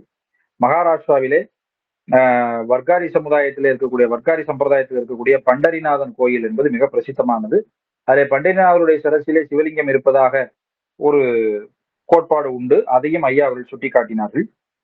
அதன் பிறகு கர்நாடகாவிலே வீரசைவம், இந்த கர்நாடகாவில வீரசைவம் இன்று வரை பலத்த ஒரு பெரிய மதமாக, ஒரு பலம் வாய்ந்த ஒரு மதமாக இன்று வரை திகழ்கிறது. இந்த கர்நாடகாவுடைய தார்வாட் மாவட்டத்திலே தான் பாசுபத்தின் ஒரு கிளையாகிய காளாமுக மதம் மிக செழிப்பாக சிறந்து ஓங்கி அங்க இருக்கக்கூடிய மடங்கள் எல்லாம் இன்றும் அதனுடைய அழிவு சின்னங்கள் இருக்கின்றன. இந்த காளாமுக சைவத்தினுடைய ஒரே ஒரு வரலாற்று சின்னமாக தார்வாட் மாவட்டம் என்று திகழ்கிறது. மேற்கு கடற்கரையிலே கோகரணம், அது ஒரு பாடல் பெற்ற தலம் என்பதை ஐயா அவர்கள் சுட்டிக்காட்டினார்கள். அதன் பிறகு பொய்சாளர்கள் மிகப்பெரிய சிவபக்தர்கள், அவர்கள் எப்பேற்பட்ட சிவாலயங்களை எழுப்பினார்கள் என்பதை சுட்டிக்காட்டி திருவண்ணாமலையிலே அவர்கள் செய்த திருப்பணியும் ஐயா அவர்கள் சுட்டிக்காட்டினார்கள். பாதாமி, ஐகோளை இரண்டுமே 7, 8ஆம் நூற்றாண்டிலேயே சிவபெருமானுக்காக கட்டப்பட்ட ஆலயங்கள். அங்கே இன்றும் நிறைய சிவலீலைகள் தொடர்பான சிற்பங்கள் மிக அற்புதமாக அமைந்திருக்கின்றன. ஆந்திராவிலே கோதாவரி நதி கடலிலே கலக்கக்கூடிய அந்தர்வேதி என்ற இடத்திலே சைவ நெறி சார்ந்த வேதியர்கள் எப்படி வாழ்ந்தார்கள், அங்கே தில்லை தீட்சிதர்கள் எப்படி சென்று வந்தார்கள் என்பதையும் ஐயா அவர்கள் சொன்னார்கள். ஆந்திர தேசத்திலே ஸ்ரீசைலம், காளகஸ்தி என்ற 2ம் மிகப்பெரிய பிரசித்தமான பாடல் பெற்ற தலங்கள். ஸ்ரீசைலம் என்பது ஒரு காலகட்டத்தில் காளாமுகத்தினுடைய மையமாகவும் பிற்காலத்தில் வீரசைவத்தினுடைய மையமாகவும் திகழ்ந்த தலம். இன்றும் அங்கு வீரசைவத்திற்கு ஒரு மடம் இருக்கிறது. அதன் பிறகு மல்லையா என்று அந்த மல்லிகார்ஜுனேஸ்வரர் மக்கள் அழைப்பது, அக்கமாதேவி உள்ளிட்டோர் மல்லையா மீது பாடிய பாடல்கள் பற்றி ஐயா சொன்னார்கள். கேரளாவிலே பரசுராமன் வழிபட்டதாக 1008, 108 சிவாலயங்கள் இருப்பதாக சொல்கிறார்கள். மங்களூர் முதல் கன்னியாகுமரி வரை பரசுராம கஷேத்திரமாக கருதப்படுகிறது. அதிலே மிக முக்கியமாக திருச்சிவபுரம் என்று இன்று அழைக்கக்கூடிய திருசூர், அதன் பிறகு வைக்கம், திருவஞ்சைக்களம் போன்ற தலங்கள் எல்லாம் இன்றும் அங்கு மிக பிரசித்தமாக வழிபாட்டிலே இருக்கின்றன. திரு வித்துவக்கோடு என்ற இந்த விஷ்ணு ஆலயத்திலே உள்ளே நுழையும் பொழுதே முதலிலே ஒரு சிவாலய சந்நிதி வந்துவிடும். அதை வழிபட்ட பிறகுதான் நாம் பெருமாளை வழிபட முடியும் என்ற அமைப்பிலே அந்த திருக்கோயில் அமைந்திருக்கிறது என்பதையும் சுட்டிக்காட்டினார்கள். எந்த ஊர் தலமாக இருந்தாலும் சரி, அங்கே திருமாலோ, தேவியோ, விநாயகரோ, கணபதியோ, முருகப்பெருமானோ யார் வந்தாலும் சரி, அவர்கள் வருவதற்கு முன்பே அங்கு ஒரு சிவாலயம் இருந்து அவர்கள் அந்த சிவாலயத்திலே வழிபட்டு அதன் பிறகு அங்கே தனி கோயில் கொண்டு எழுந்தருளி இருக்கிறார்கள் என்பது பாரதம் முழுவதும் இல்லை கூட ஒரு பொது பண்பாடு. அந்த வகையில குருவாயூரிலே மம்மியூர் என்ற இடத்திலே இருக்கக்கூடிய சிவாலயத்தை பற்றி ஐயா அவர்கள் சுட்டிக்காட்டினார்கள். நாகர்கோயிலே சிவாலய ஓட்டம், 12 சிவத்தலங்கள் பற்றி சொன்னார்கள். பாரதம் முழுவதும் தலங்கள் தொகுப்பாக அடையாளப்படுத்தப்பட்டிருக்கின்றன. ஜோதிர்லிங்க தலங்கள், புராணங்களோடு தொடர்புடைய தலங்கள் என்று வெவ்வேறு தலங்கள் இருக்கின்றன. தமிழகத்திலே தில்லை திருவாரூர் தொடங்கி கிட்டத்தட்ட 400க்கும் மேற்பட்ட தலங்கள், பாடல் பெற்ற தலங்கள், வைப்பு தலங்கள் என்று அடையாளப்படுத்தப்பட்டிருக்கின்றன. வடகரையில் 63, தென்கரையில் 120, அதுக்கு 120க்கும் அதிகமான தலங்கள், பாண்டி 14, நடுநாடு, தொண்டை நாடு, வடநாடு, ஈழநாடு என்று பல்வேறு தலங்களை நாம் வகைப்படுத்தி போற்றி இருக்கின்றோம். இதிலே பஞ்சபூத தலங்கள், சப்தஸ்தான தலங்கள், சப்தவிடங்க தலங்கள், பஞ்சசபை, ஷடாரண்ய தலங்கள் என்று வெவ்வேறு விதமான தொகுப்பு தலங்களும் நமக்கு இருக்கின்றன. மூர்த்தி தலம் தீர்த்தம் முறையாக தொடங்கினருக்கோர் வார்த்தை சொல்ல சற்குரும் வாய்க்கும் பராபரமே என்பது நம்முடைய தாய்மான சுவாமிகளுடைய திருவாக்கு. மூர்த்தி தலம் தீர்த்தம் இந்த மூன்றுமே ஒரு திருக்கோயிலிலே அடங்கி இருக்கும். எனவே திருக்கோயில் தரிசனம் தான் ஒருவனுக்கு சத்குருவை அளிக்கக்கூடிய மிக அற்புதமான ஒரு நுழைவாயில் என்று தாய்மான சுவாமிகள் பதிவு செய்த ஐயா அவர்கள் சொன்னார்கள். தமிழகத்திலே நாம் இன்னொன்று கவனிக்க வேண்டியது, தமிழகத்திலிருந்து காசி யாத்திரை செல்பவர்கள் தொடர்ந்து பல்லாண்டு காலமாக சென்று வருகிறார்கள். தமிழக தலங்களிலே எப்பேற்பட்ட சிவதலமாக இருந்தாலும் சரி, அங்கு காசி விஸ்வநாதர் சந்நிதி ஒன்று கட்டாயமாக இருக்கும் என்ற அளவிலே காசி தலம் நம்முடைய உயிரோடு எப்படி கலந்திருப்பது என்பதை சுட்டிக்காட்டக்கூடிய ஒரு பண்பாடாக இருக்கின்றது. கோயில் சார்ந்த பண்பாடும் பொருளாதாரமும் ஒரு தனித்துவமான மரபு. அதுவே பெரும்பான்மை மக்களை நம்முடைய சமயத்திலே இருத்தி வைக்கக்கூடிய ஒரு பெரும் பண்பாடுடைய ஒரு கலாச்சாரமாக மலர்ந்திருக்கிறது என்பதை ஐயா அவர்கள் சொன்னார்கள். அந்த மரபு வெற்றி அடைந்ததால் தான் இன்று வரை திருக்கோயில் பண்பாடு தொடர்கிறது என்பதையும் ஐயா அவர்கள் சுட்டிக்காட்டினார்கள். எனவே நம்முடைய மதம், சமயம் கோயில்களை சார்ந்தே மையமாக வைத்தே அமைகின்றது என்பதில் மாற்று கருத்து இல்லை. கோயில்களை நாம் போற்றுவோம், பாதுகாப்போம், அவற்றை வழிபடுவோம் என்பதுதான் இந்த வகுப்பினுடைய முக்கியமான கருத்து. யாருக்கேனும் சந்தேகம் இருந்தால் கேட்டு தெரிந்து கொள்ளலாம். நன்றி ஐயா. அனுமதிச்சீங்கன்னா ஒரு 2 விஷயம் மட்டும் சொல்லணும், அது விட்டு போயிட்டது. சொல்லுங்க. இந்த காஷ்மீரத்துல இருக்கக்கூடிய அந்த ஜேஷ்டேஸ்வரர் கோவில் பத்தி ஐயா சொல்லி இருந்தாரு. இன்னைக்கு போய் அந்த பேரை சொல்லி கேட்டோம்னா அதை யாருக்கும் அடையாளம் காட்ட மாட்டாங்க. ஸ்ரீநகரம் காஷ்மீரத்தினுடைய தலைநகரம். அதுல இருக்கிறதுல உயர்ந்த சிகரமாக அறியப்படும் ஒரு சிகரம் இருக்கு. நம்ம இன்னைக்கு ஸ்ரீநகர் போனோம்னா அந்த தால் லேக்னு அந்த ஏரி பகுதி தான் அதிகப்படியா சுற்றுலாக்கு செல்பவர்கள் எல்லாம் குழுமக்கூடிய இடம். அந்த கரையிலேயே இருக்கக்கூடிய உயர்ந்த பகுதி அதுதான். இன்னொரு இந்த குறிப்பு, ஏதாவது ஒரு மலைத்தொடர் இருந்ததுன்னா அதுல உயர்ந்து இருக்கக்கூடிய சிகரத்தை, அந்த சிகரத்தையே சிவமாக பாவிப்பதும் அதற்கு மேலே சிவபெருமானுக்கு கோயில் எடுப்பிப்பதும் இங்க வழக்கமாக இருந்திருக்கு. மற்ற தெய்வங்களை காட்டில் முருகப்பெருமான் குன்றுதோறும் கோயில் கொள்வான்னு எடுத்துக்கிட்டா கூட அறுவடை வீட்டு தலங்களிலேயே ஒரு சிவபெருமானை முன்னிட்டு முருகப்பெருமான் அங்கே சிவபூஜை செய்கிறாருங்கிற மாதிரி தான் வைப்பாங்க. குமாரதந்திரம் உபாகமமாகவே இருந்தாலும் சிவபெருமானை வழிபடும் விதத்துலதான் முருகப்பெருமானை அங்கே வைப்பாங்க. அதையும் தாண்டி தனியே சிவபெருமானுக்கே மலைமேல் கோயில்னா சிவபெருமானுக்கு தான் அதிகப்படியாக ரொம்ப பழைய காலத்திலிருந்தே கோயில்கள் இருக்கக்கூடிய அமைப்பை பார்க்கிறோம். அந்த விதத்திலே ஸ்ரீநகரத்தினுடைய உயர்ந்த அந்த சிகரத்தின் மேலே ஜேஷ்டேஸ்வரர், ஜேஷ்டம்னாலே உயர்ந்த, முதன்மை, இதெல்லாம் பொருளாகுது. அந்த சிவலிங்க திருமேனியும் பிரம்மாண்டமான ஒரு திருமேனி. ஒரு முழுசா வளர்ந்த ஒரு ஆள் 2 கைகளால கட்டி கொள்ள முடியாது, அவ்வளவு பிரம்மாண்டமான ஒரு திருமேனி அந்த சிவலிங்க திருமேனி. அவருக்கு தான் அந்த கோயில் எடுப்பிக்கப்பட்டிருக்கு. அது ஒரு சமீப காலத்துலதான், ஒரு சில 10 ஆண்டுகளாகத்தான் அது சங்கராச்சாரியார் கோவில் அது பிரபலம் அடைந்து விட்டது. அதற்கென்று சில இதெல்லாம் பண்ணப்பட்டது. அது ஒரு பக்கம் இருக்க, ஜேஷ்டேஸ்வரராகத்தான் அவர் அறியப்படுகிறார். நான் பார்த்த வரைக்கும் ஒரு 11ஆம் நூற்றாண்டிலிருந்தே கல்வெட்டு செய்திகள் கிடைக்கிறது. அது சிவாலயம் தான், அது பேர் தான் அப்படி மாறி போயிடுச்சு. அது சங்கரர் ஆலயம்னு வேணுமானா சொல்லலாம். சங்கரன்னா சிவபெருமானுக்கான பேர், அந்த பேரை சொல்லி வேணா சொல்லலாமே தவிர அது சங்கராச்சாரியார் கோவில்ங்கிறது இப்ப சமீபத்தில் ஏற்பட்ட பெயர் மாற்றம் தான். அதே மாதிரி ஆந்திர தேசத்திலே பஞ்சராம கஷேத்திரம்னு ஒண்ணு ரொம்பவே பிரசித்தம். அதுவுமே சோழர் காலத்திலிருந்தே பிரசித்தமாக இருக்கக்கூடிய ஒரு 5 தொன்மையான நகரங்கள். இங்க எப்படி நாம இந்த பஞ்சபூத தலங்கள் இதெல்லாம் வரிசைப்படுத்துறோமோ அந்த மாதிரி அவங்க ஒரு 5 தலங்கள். இது எல்லாமே இந்த கிருஷ்ணா நதியை முன்னிட்டு, கோதாவரிக்கு ஒரு தனி சிறப்பு, கிருஷ்ணா நதிக்கு அந்த மாதிரி. அந்த விதத்திலே அமரராமம், திராட்சாராமம், சோமராமம், க்ஷீரராமம், குமாரராமம்னு ஒரு 5 ராமக்ஷேத்திரங்கள். அந்த பேரை பார்த்தா ஏதோ ராமர் கோயிலோங்கிற மாதிரி தோணிடும். 5மே சிவாலயங்கள். அதிலே திராட்சாராமம் எல்லாம் 3 தளங்கள் ஏறி போனா தான் முழுக்க சிவலிங்கத்தை தரிசனம் பண்ண முடியும். அவ்வளவு உயரமான சிவலிங்க திருமேனி. அதெல்லாம் உள்ளபடியே ஒரு மனிதர்கள் பாறையை தேர்ந்தெடுத்து உளி கொண்டு வடித்தெல்லாம் செய்தே இருக்க முடியாது. ரொம்பவே பல ஆயிரம் ஆண்டுகளுக்கு முன்பாக இருந்த அந்த குத்துக்கல் வழிபாட்டிலிருந்தே தொடர்ந்து வந்திருக்க வேண்டிய திருமேனிகளாத்தான் அதை நாம் பார்க்கிறோம். 3 தளங்களோ 2 தளங்களோ ஏறி போனா தான் முழுக்க சிவலிங்கத்தையே தரிசனம் பண்ண முடியும். அவ்வளவு பிரம்மாண்டமான கோயில்கள் அதிலே சோழர்கள் எடுப்பித்த ஆலயங்களாகவே இன்னும் இருக்கின்றன. அந்த பஞ்சராம கஷேத்திரங்களையும் அவசியம் வாய்ப்பு இருக்கும் அன்பர்கள் போய் தரிசனம் பண்ணிட்டு வரணும். அது ஒரு தொகுப்பாக ஒரு 5 தலங்கள் ஆந்திர தேசத்திலே இருக்கு. அந்த கோயில்களுடைய கட்டமைப்பை பார்த்தாலும் நிச்சயமாக சைவாகம மரபின்படி அது பூஜிக்கப்பட்டதா தான் இருந்திருக்கணும். அதுல நமக்கு சந்தேகம் இல்லாமல் நிச்சயமாக சொல்லலாம். இன்னும் குறிப்பா சொல்லணும்னா இன்னைக்கு திருமால் தலமாக அறியப்படும் திருப்பதி, கீழே இருக்கக்கூடிய அந்த திருப்பதி, அதுக்கு பக்கத்துல இருக்கக்கூடிய திருச்சானூர், அந்த திருச்சானூர் தலத்துல இன்னைக்கு பார்க்கக்கூடிய அந்த மகாலட்சுமி தாயாருக்கான அலர்மேல் மங்கைக்கான கோயிலுக்கு எல்லாமே முன்பாக ஒரு 10ஆம் நூற்றாண்டுல ராஜராஜன் கல்வெட்டோடு இருக்கக்கூடியது திருச்சுகினூருடைய மகாதேவர்னு அறியப்படும் சிவாலயம். நிறைய அடியார்கள்லாம் கூட அங்க போனாலுமே இந்த சுவாமியை தரிசனம் பண்ண மறந்துடுறாங்க. அகஸ்தியர் பேர்ல இருக்குன்னு நினைக்கிற அந்த கோயில் இப்ப அகஸ்தீஸ்வரராகோ அது. ஆனா அந்த மகாலட்சுமி கோயில்ல இருந்து ஒரு 10 நிமிஷம் வண்டி பிரயாணத்துல போய் அவசியம் தரிசனம் பண்ணலாம். முழுக்க சைவாகம நெறியிலேயே இருக்கக்கூடிய கோயில், ராஜராஜனுடைய கல்வெட்டிலிருந்தே கிடைக்குது.